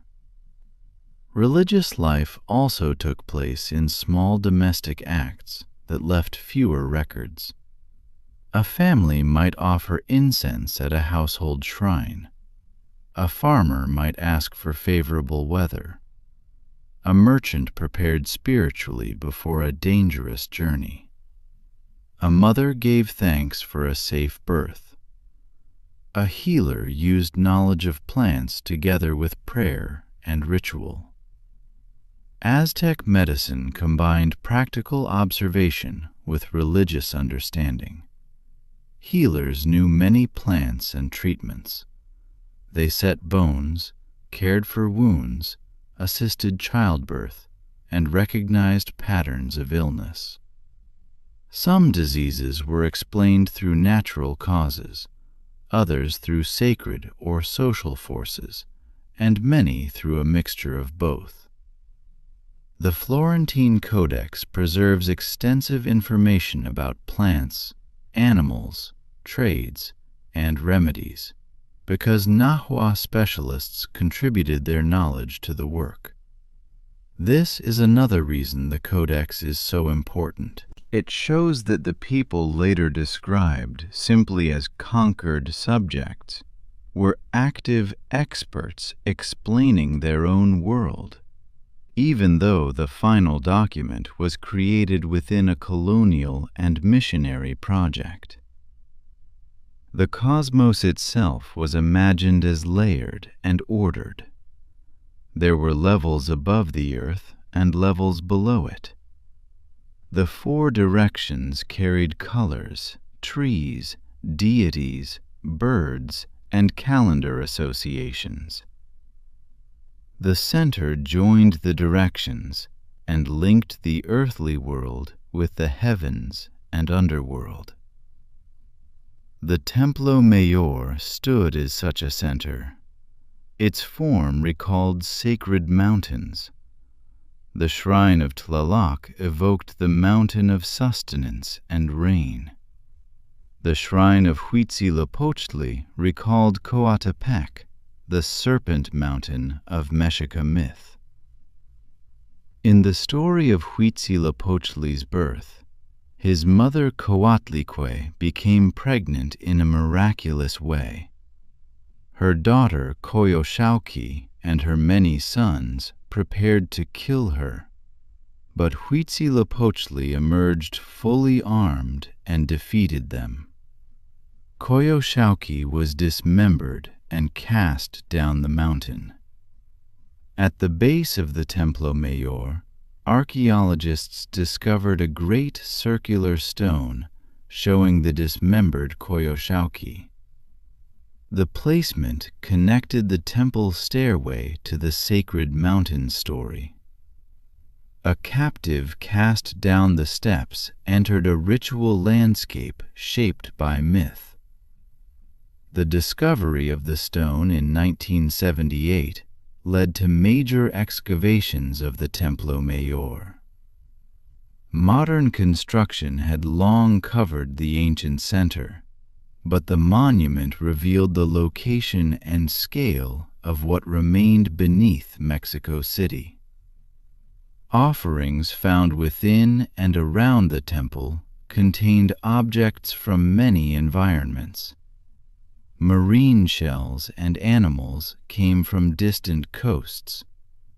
Greenstone, knives, masks, ceramics, bones, and sculptures were arranged with care.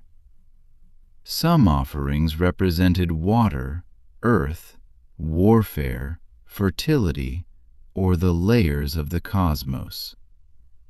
The empire's geography was gathered symbolically into its central temple. A shell from the sea, a crocodile image, a jaguar bone, a tropical feather, and a mountain stone could all meet beneath the same sacred platform. Religion, therefore, gave meaning to imperial collection. The arrival of distant goods was not only economic. It allowed the capital to present itself as a center where the natural and political world came together. Still, religious thought was not limited to official certainty. Nahua poetry sometimes questioned whether human beings could truly know the divine.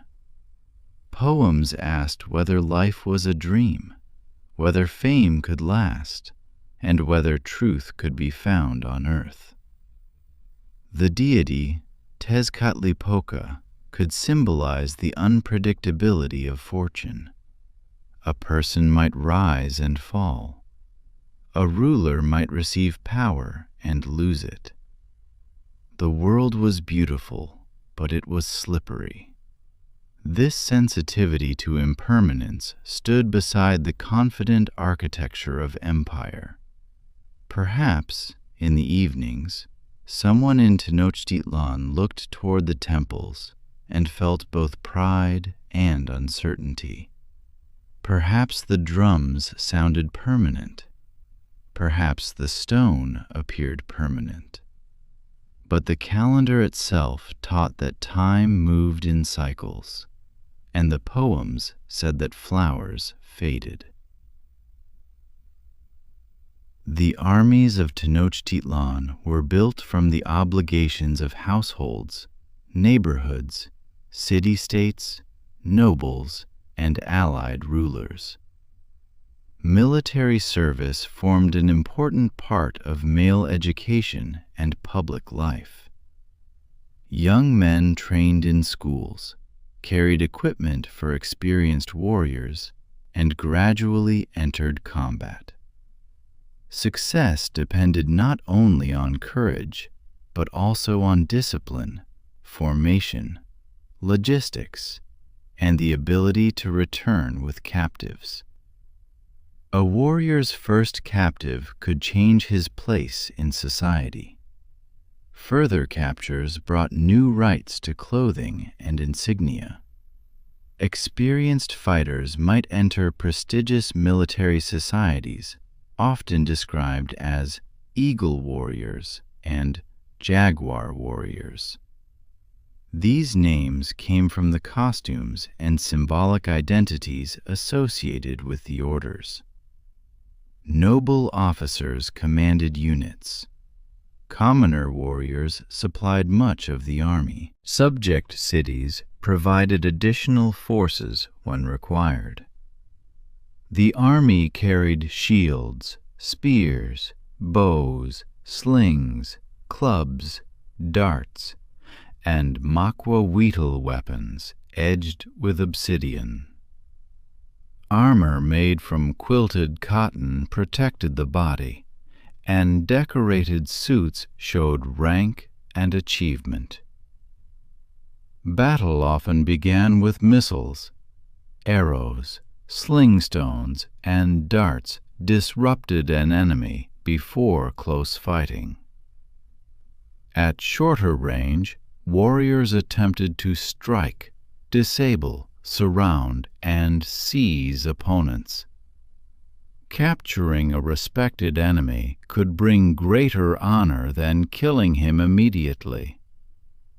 This emphasis did not make Aztec warfare gentle. Campaigns destroyed towns, burned temples, seized goods, relocated populations, and imposed taxes. Rebellions could be punished severely. The goal of capture belonged within a violent military system, not outside it. Before war, ambassadors could present demands. A city might be asked to accept the authority of the Triple Alliance, allow trade, provide payments, or offer military support. If negotiations failed, armies followed. After defeat, local rulers were often restored or replaced with someone considered reliable. The empire preferred cooperation when cooperation produced steady revenue. Direct occupation everywhere would have required enormous resources. By preserving local governments, the alliance could rule a wide and diverse region with a relatively small central structure. This arrangement also meant that imperial strength depended on reputation. A distant city obeyed partly because it believed punishment would follow refusal. A new ruler in Tenochtitlan often began with a campaign to prove that the center remained strong. A failed campaign, like those associated with Tizoc, could encourage rebellion. Imperial power had to be performed again and again. Tax collectors carried demands. Messengers ran along roads. Merchants brought intelligence. Subject rulers attended ceremonies. Captives appeared in public rituals. Luxury goods filled palaces and temples. Each act said that Tenochtitlan stood at the center. The Codex Mendoza records many conquered towns and the goods they delivered. Bundles of cloth appear again and again. Warrior costumes, shields, feathers, food, cacao, and other products are represented with painted signs and numbers. These records reveal the administrative side of conquest. Behind every beautiful feathered shield was a chain of obligations. Someone gathered or raised the birds. Someone prepared the feathers. Someone transported them. Someone counted them as payment. Someone stored or redistributed the finished object. Behind every bundle of cloth were fields, fibers, spinning, dyeing, weaving, and household labor. The wealth of Tenochtitlan was, therefore, the visible end of work performed across many communities. For provincial people, imperial rule could have mixed effects. Trade networks widened. Exotic goods reached both nobles and commoners. Political stability could protect some routes and markets. Local elites who cooperated might preserve their positions and gain access to broader networks. But common households also had to produce the required payments and labor. A distant empire could feel less like a network of opportunity and more like an additional burden. Resentment was not the same everywhere. Some cities had old conflicts with Tenochtitlan. Others had benefited from alliance. Some were enemies of the Mexica, but also enemies of one another. When the Spanish arrived, indigenous politics did not suddenly simplify into two sides. Each city-state considered its own rivalries, survival, and ambitions. Tlaxcala is the clearest example. It remained outside the Aztec Empire despite repeated conflict. Surrounded by territories influenced by the Triple Alliance, Tlaxcala maintained its independence and developed a long history of warfare with Tenochtitlan. When Cortés entered the region in 1519, Tlaxcalan forces first fought the newcomers. Only after hard battles and negotiation did Tlaxcalan leaders choose alliance.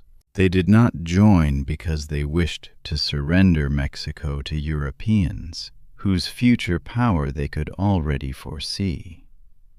They joined because the Spanish appeared to offer a new military opportunity against a powerful old enemy. Other communities made similar calculations. The Totonacs of the Gulf Coast complained about Mexica tax demands. Texcocan factions eventually supported the Spanish. Cities around the lake shifted according to local politics and the changing military balance. The conquest that followed was therefore not a simple contest between a few hundred Spaniards and millions of passive Aztecs. It was a Mesoamerican war transformed by the arrival of Europeans, their weapons, their political ambitions, their animals, their ships, and their diseases. To understand the fall of Tenochtitlan, we must keep both parts of that sentence together. Spanish intervention was decisive. Indigenous alliances were decisive. Disease was decisive. The empire's own structure was decisive. No single cause is enough. In 1517, reports reached Moctezuma II that unfamiliar ships and men had appeared along the eastern coast. Spanish expeditions had already begun exploring the lands west of Cuba. Francisco Hernández de Córdoba reached the Yucatan Peninsula in 1517. Another expedition followed under Juan de Grijalva in 1518. Then, in 1519, Hernán Cortés sailed from Cuba with a larger force. Cortés acted under the authority of the governor of Cuba, Diego Velázquez, but their relationship broke down. Cortés continued despite orders that threatened his command. He founded the settlement of Veracruz and created a legal and political claim that he answered directly to the Spanish crown rather than to Velázquez. This was a struggle among Spaniards, as well as an invasion of indigenous lands. Cortés had several hundred Spanish soldiers, horses, metal weapons, crossbows, firearms, and ships. These gave important advantages, but the force was far too small to conquer central Mexico without local allies. Another essential factor. A Spanish priest named Jerónimo de Aguilar had learned a Mayan language after years in the region. A young indigenous woman known as Malintzin, Malinche, or Doña Marina spoke both Maya and Nahuatl. At first, Aguilar translated Spanish into Maya, and Malintzin translated Maya into Nahuatl. She soon learned Spanish and became the central interpreter and cultural mediator for Cortés. Her role extended far beyond replacing one word with another. Negotiations depended on understanding titles, customs, intentions, and political relationships. She spoke with rulers, carried messages, and helped the Spanish understand the conflicts they could exploit. Malintzin's life has been remembered in sharply different ways, as traitor, victim, survivor, mother, diplomat, and symbol of cultural mixture. These later meanings should not obscure the limited choices available to an enslaved young woman placed within a violent political encounter. On the Gulf Coast, Cortés met Totonac leaders in and around Zempoala. They described their grievances against Mexica power. Cortés encouraged resistance to imperial tax collectors, while also presenting himself to Moctezuma's representatives as a figure of authority. He was already practicing a pattern he would repeat, offering alliance to communities dissatisfied with the empire, while using information from each side to strengthen his position. Cortés then moved inland toward Tlaxcala. Tlaxcalan armies resisted him fiercely. Spanish horses, steel, projectile weapons, and tactics were unfamiliar and dangerous. But the fighting was close, and the Spanish force faced serious risk. After negotiations, Tlaxcalan leaders chose alliance. Thousands of indigenous warriors joined the march. Their knowledge, numbers, supplies, and local networks made the journey toward Tenochtitlan possible. The combined force next reached Cholula, a major religious and commercial city. There, Cortés claimed to discover a planned attack. His troops and allies killed a large number of people gathered in the city. The event became known as the Cholula Massacre. The exact intentions of Cholula's leaders remain debated. What is clear is that the massacre sent a message to other cities about the violence of the advancing coalition. Moctezuma sent gifts and messengers. Some later stories claim that he believed Cortés was the returning god Quetzalcoatl. This idea became popular, but many modern historians treat it with skepticism. Nahua concepts of sacred or mysterious power were more complex than the simple statement that the Mexica thought the Spaniards were gods. Moctezuma faced a political problem, not merely a religious misunderstanding. An armed foreign group had entered his sphere, defeated or allied with local peoples, and was approaching the capital. The visitors possessed unfamiliar animals and weapons, but they also depended on thousands of indigenous supporters. Rejecting them at once might begin a war under uncertain conditions. Receiving them could allow observation, negotiation, and control. On November 8, 1519, Moctezuma met Cortés on a causeway leading into Tenochtitlan. The meeting was formal and carefully staged. Gifts and speeches passed through interpreters. The Spaniards entered the city and were housed in a palace associated with the former ruler Axayacatl. They saw the temples, canals, markets, palaces, and crowds of the island capital. Spanish accounts express amazement. Some compared the view to enchanted cities from stories. They described the broad market, the order of the streets, the movement of canoes, and the great buildings rising from the water. Their admiration did not prevent conquest.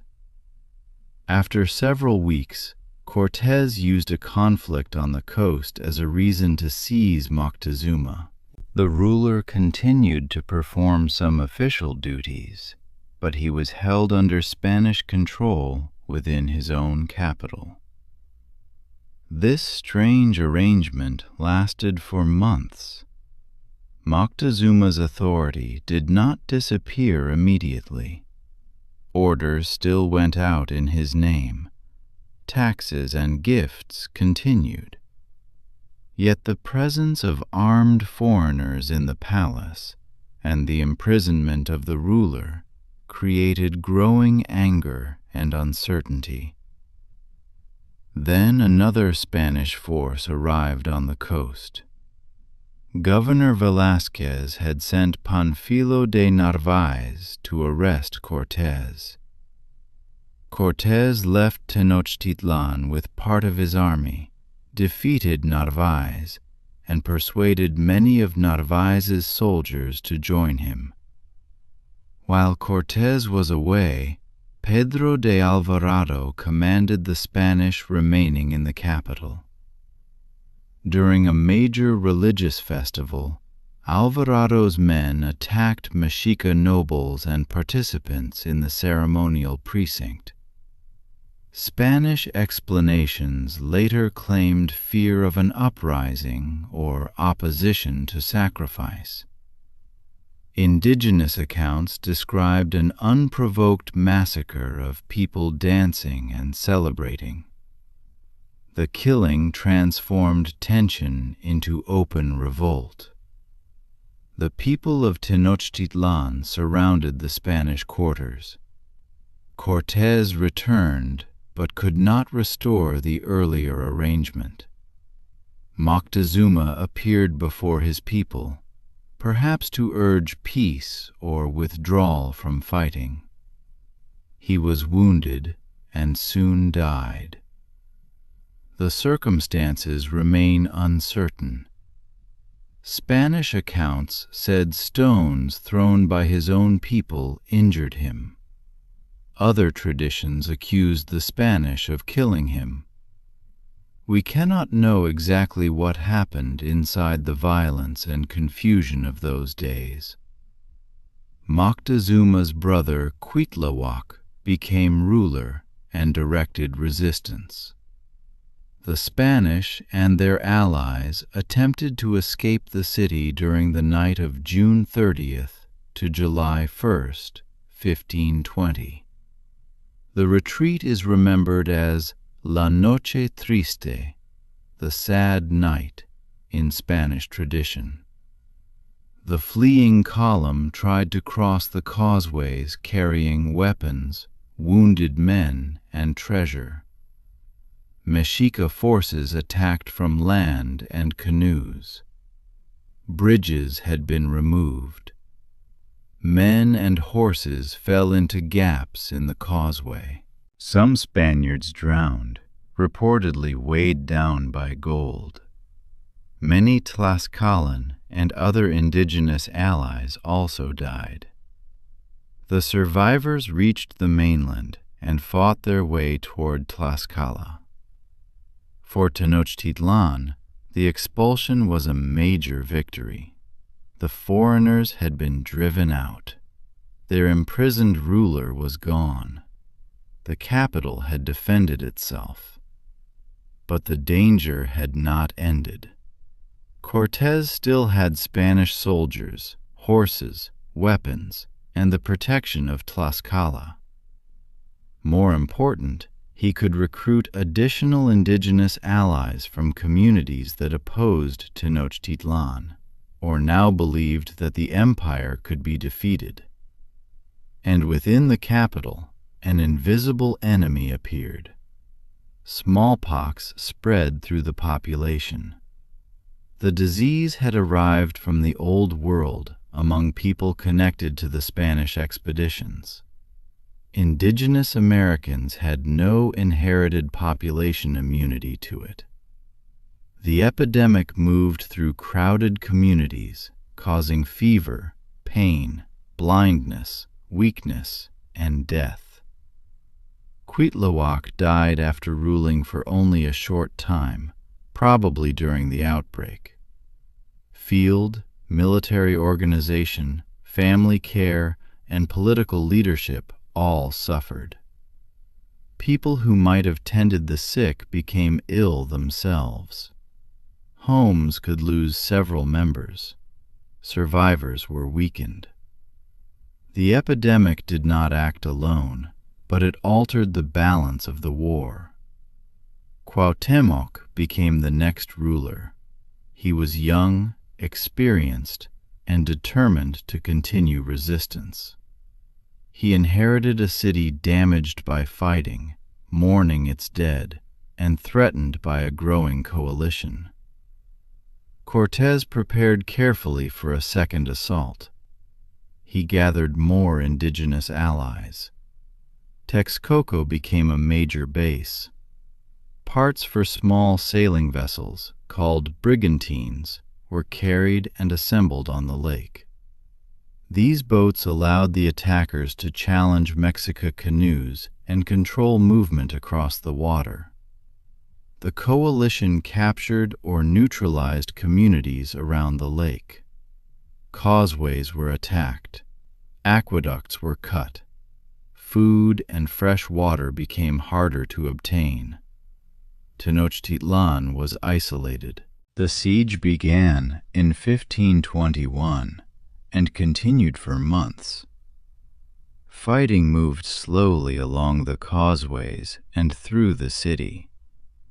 The attackers destroyed buildings to prevent Mexica defenders from using them again. Canals were filled with rubble. Each advance changed the landscape that had once protected the island capital. The Mexica resisted with great determination. They repaired defenses, launched canoe attacks, captured enemies, and fought from rooftops and barricades. The Spanish and their allies suffered heavy losses in repeated assaults. But hunger, disease, lack of water, and the overwhelming size of the coalition weakened the defenders. It is important to remember who formed that coalition. The majority of the warriors attacking Tenochtitlan were indigenous. Tlaxcalans, Texcocans, Totonacs, and members of other communities fought alongside the Spaniards for their own reasons. Some sought freedom from Mexica demands. Some pursued old rivalries. Some hoped to gain territory or status in the new political order. They could not know the full colonial future that would follow. By August, resistance was collapsing. People were starving. Bodies remained in houses and canals. The city that had depended on constant water traffic and regional food supply was cut off from both. On August 13, 1521, Cuauhtémoc attempted to leave by canoe and was captured. He was brought before Cortés. With his capture, organized resistance in the capital ended. Tenochtitlan had fallen.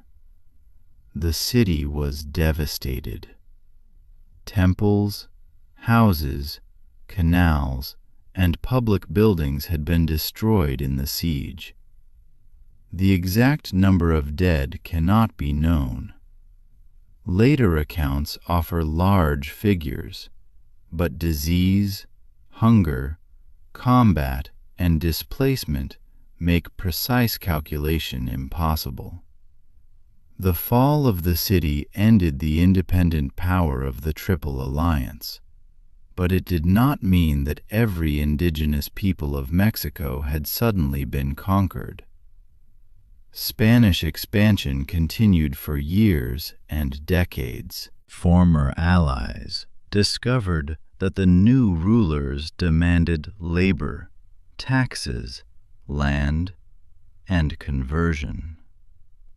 Indigenous armies, including warriors from central Mexico, participated in later Spanish campaigns against other regions. Cuauhtémoc remained a prisoner. The Spanish tortured him in an attempt to discover hidden gold. In 1525, during Cortés's expedition toward Honduras, Cuauhtémoc was executed after being accused of conspiracy. His death later made him a powerful symbol of resistance and dignity in Mexican history. The political world centered on Tenochtitlan had ended. The people, however, remained. After the siege, the Spanish began building a colonial capital on the ruins of Tenochtitlan. They called it Mexico City. Stones from temples and palaces were reused in churches, houses, and government buildings. The sacred precinct was dismantled. Christian buildings rose near and over places that had once served Mexica religion. The transformation was physical, political, and spiritual. Canals remained important for generations, but the water landscape gradually changed. Colonial authorities attempted to control flooding by draining parts of the basin. Over centuries, streets replaced many waterways, and the island setting became difficult to recognize. Yet the earlier city did not vanish completely. Its foundations remained beneath the colonial capital. Its causeways influenced later roads. Its name survived in the name Mexico. Its people continued living in neighborhoods, towns, and rural communities throughout central Mexico. The first decades after the conquest brought profound suffering. Smallpox was followed by further epidemics. Major outbreaks struck again in the 16th century. Diseases from Europe spread through populations with no previous exposure, and mortality was enormous. Scholars continue to debate the size of the population before contact, and therefore the exact percentage of decline. Estimates vary widely. What is not debated is that central Mexico experienced one of the most severe demographic collapses in recorded history. Disease interacted with war, hunger, forced labor, displacement, and social disruption. A community losing half or more of its people did not lose only a number. It lost farmers who knew particular fields. It lost elders who remembered boundaries and histories. It lost craftspeople, healers, officials, parents, children, singers, and ritual specialists. The survivors had to reorganize life again and again. Spanish rule imposed new institutions. The encomienda system granted Spaniards the right to demand labor and payments from designated indigenous communities. In theory, encomenderos were expected to protect and Christianize the people under their authority. In practice, the system created exploitation, coercion, and abuse. Indigenous religious practices were attacked. Temples and sacred images were destroyed. Public ceremonies were prohibited or transformed. Missionaries taught Christianity and built churches. The older religion did not simply disappear in a single moment. People adapted, concealed, combined, and reinterpreted traditions. Sacred places could acquire Christian names while retaining older local importance. Community festivals changed form. Nahua understandings of time, land, ancestors, and sacred power continued beneath new institutions. The Spanish also used parts of the political system they had defeated. They recognized many indigenous nobles and relied on local rulers to collect payments, organize labor, and govern communities. The Altepetl, The city-state structure that had organized central Mexico before the conquest often continued as a basic unit under colonial names and institutions. Local councils were created. Indigenous governors held office. Noble families defended property and status through Spanish courts. Communities produced alphabetic documents in Nahuatl to record land rights, elections, taxes, wills, complaints, and histories. This continuity served Spanish rule, but it also gave indigenous communities tools for survival. A Nahua town could use a written title to defend its land. A widow could make a will. A local council could petition colonial officials. A noble lineage could present a painted genealogy. The colonial legal system was unequal, but indigenous writers learned to work within it. Nahuatl became one of the major written languages of New Spain. For generations after 1521, scribes recorded ordinary business and community affairs in alphabetic Nahuatl. This large body of writing allows historians to hear voices that would otherwise be missing. People described property, debts, marriages, fields, houses, clothing, tools, and family relationships.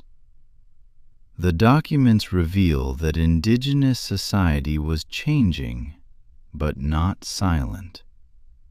The descendants of Moctezuma also continued within the colonial world. Some received privileges, lands, or payments. Members of the ruling family married into Spanish families. Titles connected to Moctezuma eventually entered the Spanish nobility. This did not restore the empire. It shows instead how conquest could destroy one political structure while selectively preserving elite lineages that colonial rulers found useful. Ordinary people carried other forms of continuity.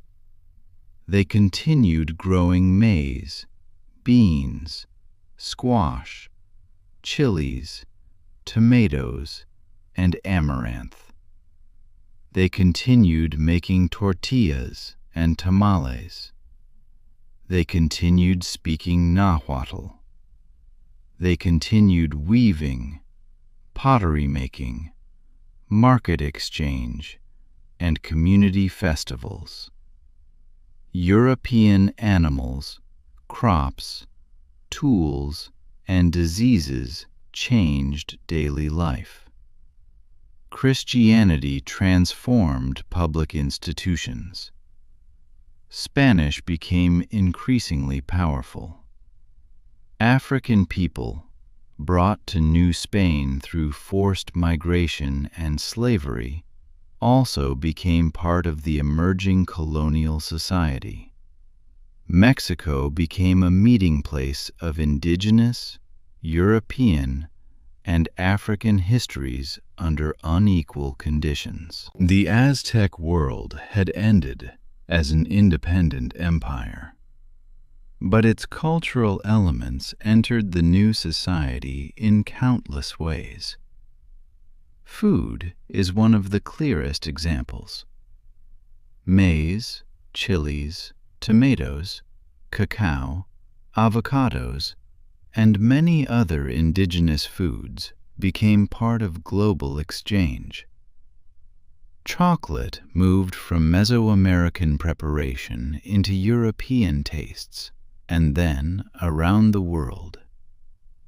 Tomatoes eventually transformed cuisines far from Mexico. Chilies traveled across oceans and became essential in foods from Asia to Africa. Words traveled with them. Nahuatl terms entered Spanish, and some entered English and other languages. Each borrowed word carries a small history of contact. Place names preserve even more. Across Mexico, names ending in sounds such as Tlan, Tepec, Co, or Pan reflect Nahuatl geography and memory. Modern roads and cities may cover older settlements, but the names continue speaking. The symbol of Tenochtitlan also endured. The eagle on the cactus became associated with Mexico City and later with the independent nation of Mexico. Today it appears on the national flag, joined in its familiar modern form by the serpent. The symbol survived conquest because it could be reinterpreted. For the Mexica, it recalled sacred migration and the foundation of the city. For colonial authorities, it became an emblem of the conquered capital. For independent Mexico, it became a sign of national identity, rooted in the land before Spanish rule. The same image carried different meanings across the centuries. During the colonial period, European writers often described the Aztecs mainly through sacrifice and conquest. Some used Aztec religion as a contrast that justified Spanish rule and Christian conversion. Other writers began to defend the intellectual and artistic achievements of indigenous Mexico. In the 18th century, the Jesuit scholar Francisco Javier Clavijero wrote a history of ancient Mexico that challenged European claims of indigenous inferiority. After Mexican independence in 1821, the Aztec past became increasingly important to national identity. 19th century artists and historians created romantic images of Tenochtitlan, Moctezuma, and Cuauhtémoc. These images sometimes idealized the past, just as earlier colonial accounts had condemned it. Both extremes can hide the human complexity of history. The Aztecs were not simply noble dreamers living peacefully on a lake. They were not simply violent worshippers waiting to be conquered. They built a sophisticated urban society and an unequal imperial system. They produced poetry and demanded taxes. They created beautiful art and practiced human sacrifice. They developed productive agriculture and fought expansionist wars. They inherited older Mesoamerican traditions and reshaped them for their own political needs. History becomes more meaningful when these truths remain together. Archaeology has helped restore that complexity. For centuries, the center of Tenochtitlan remained largely hidden beneath Mexico City. People knew that the ancient capital had stood there, and important sculptures occasionally emerged during construction. But the scale of the Templo Mayor excavations after 1978 changed public understanding.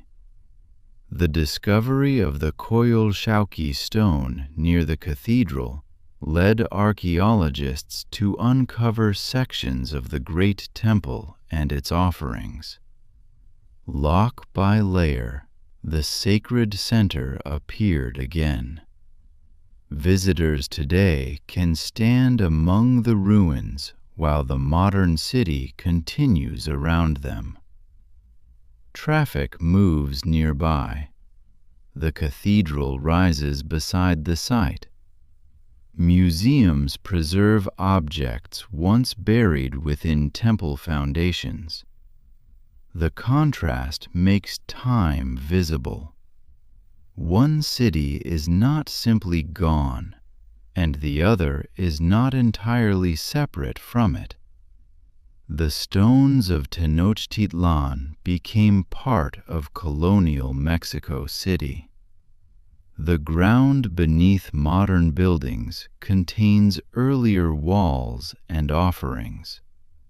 The descendants of Nahua peoples still live in Mexico and continue speaking forms of Nahuatl. Several million people speak Nahuatl languages today, though the number varies according to classification and census methods.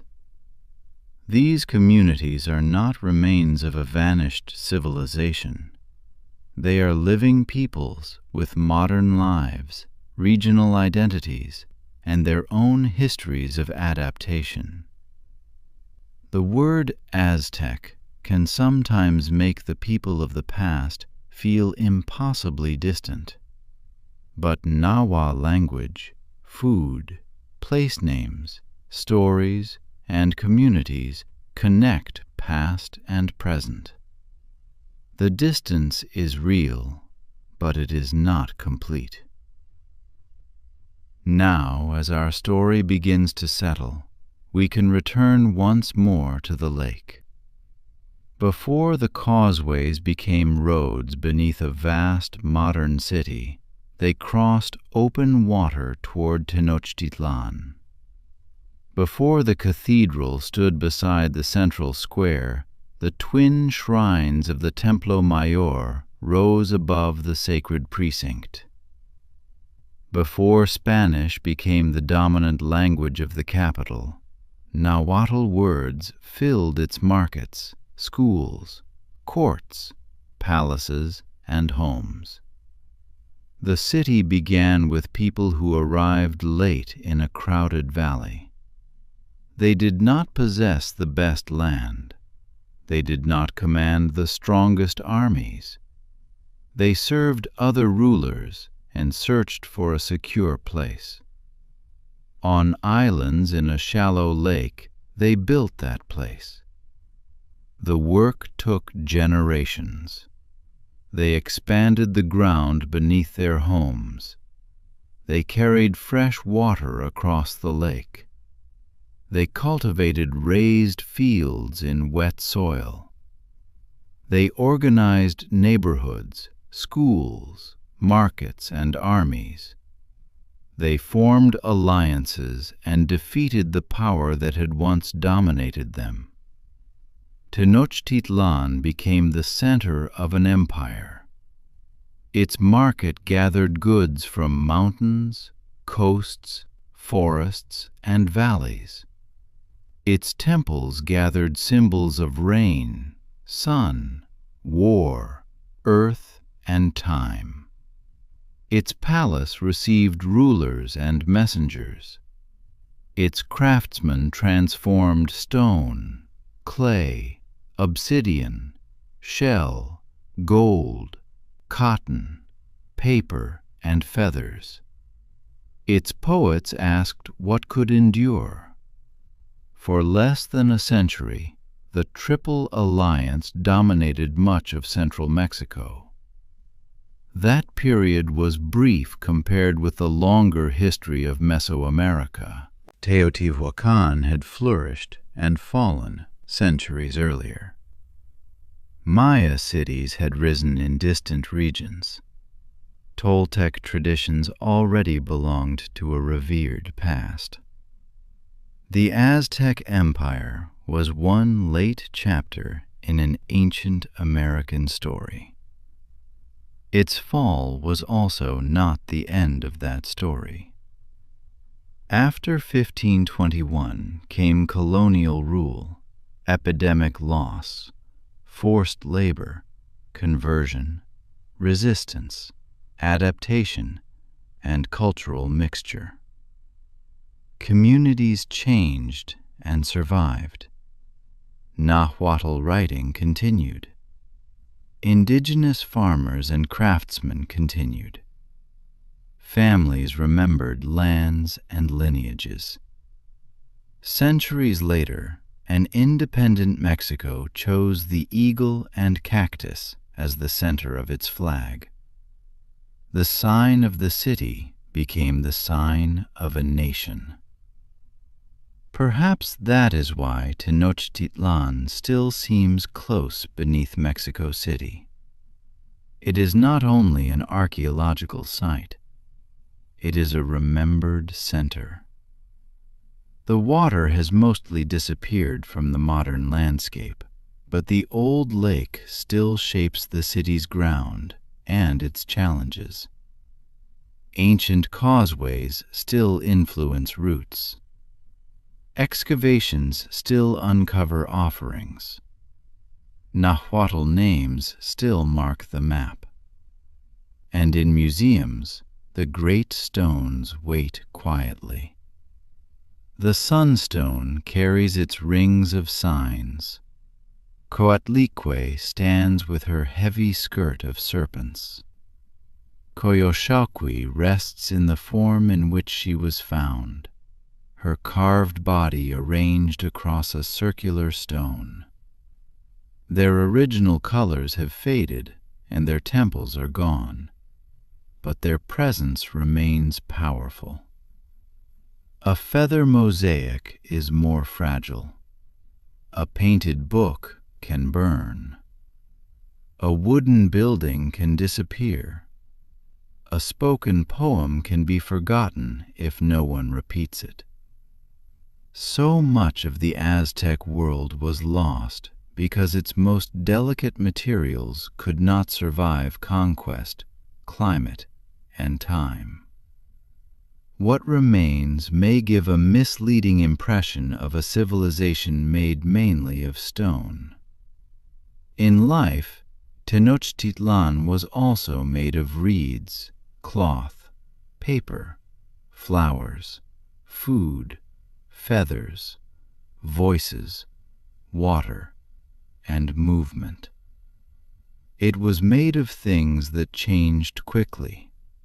Gardens needed tending. Canals needed clearing. Plaster needed repair.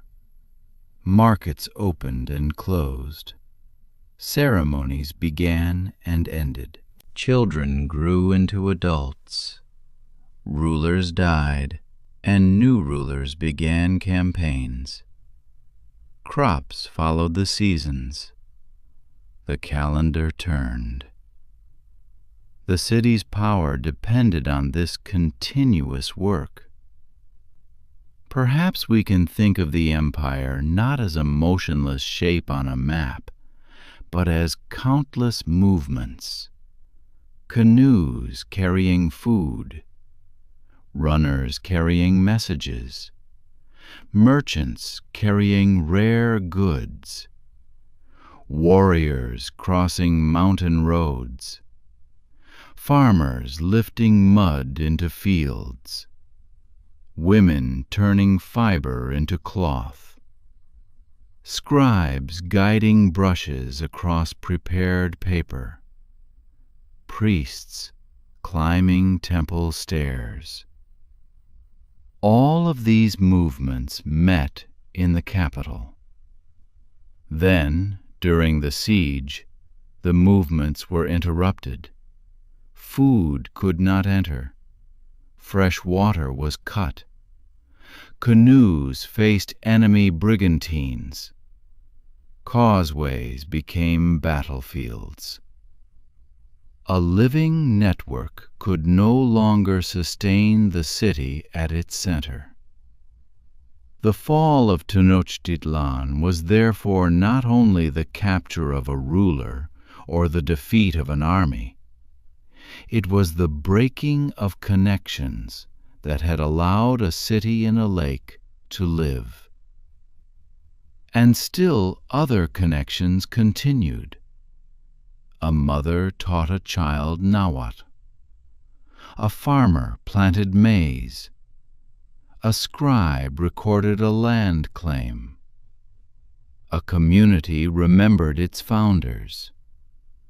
A Spanish friar asked an elder to explain the old calendar, and an indigenous artist painted the answer.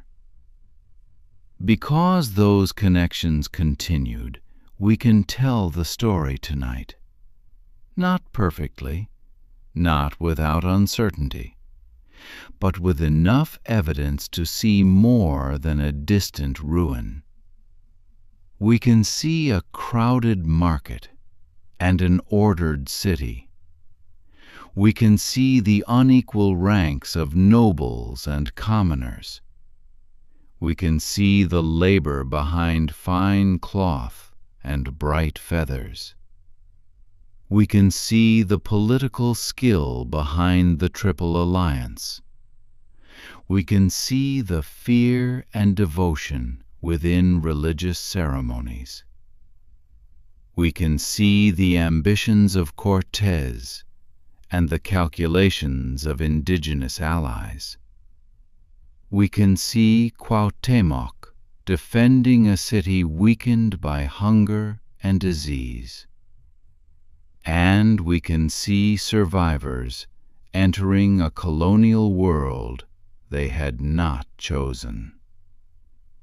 The story is neither simple triumph nor simple tragedy. It is a story of creation and destruction, power and fragility, memory and change. For a final moment, imagine the lake at night. The mountains are dark around the basin. The surface of the water reflects small lights from settlements along the shore. Tenochtitlan lies ahead, connected to the mainland by its causeways. Canoes move more slowly now. The market has quieted. Smoke rises from household fires. The great temple stands above the low roofs, and the city settles into darkness. Somewhere, guards remain awake. Somewhere, a family finishes the last work of the day.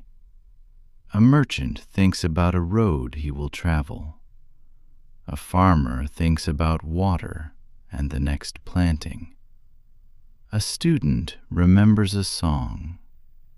A poet considers the brief life of flowers. These individual people are mostly unnamed in the surviving histories.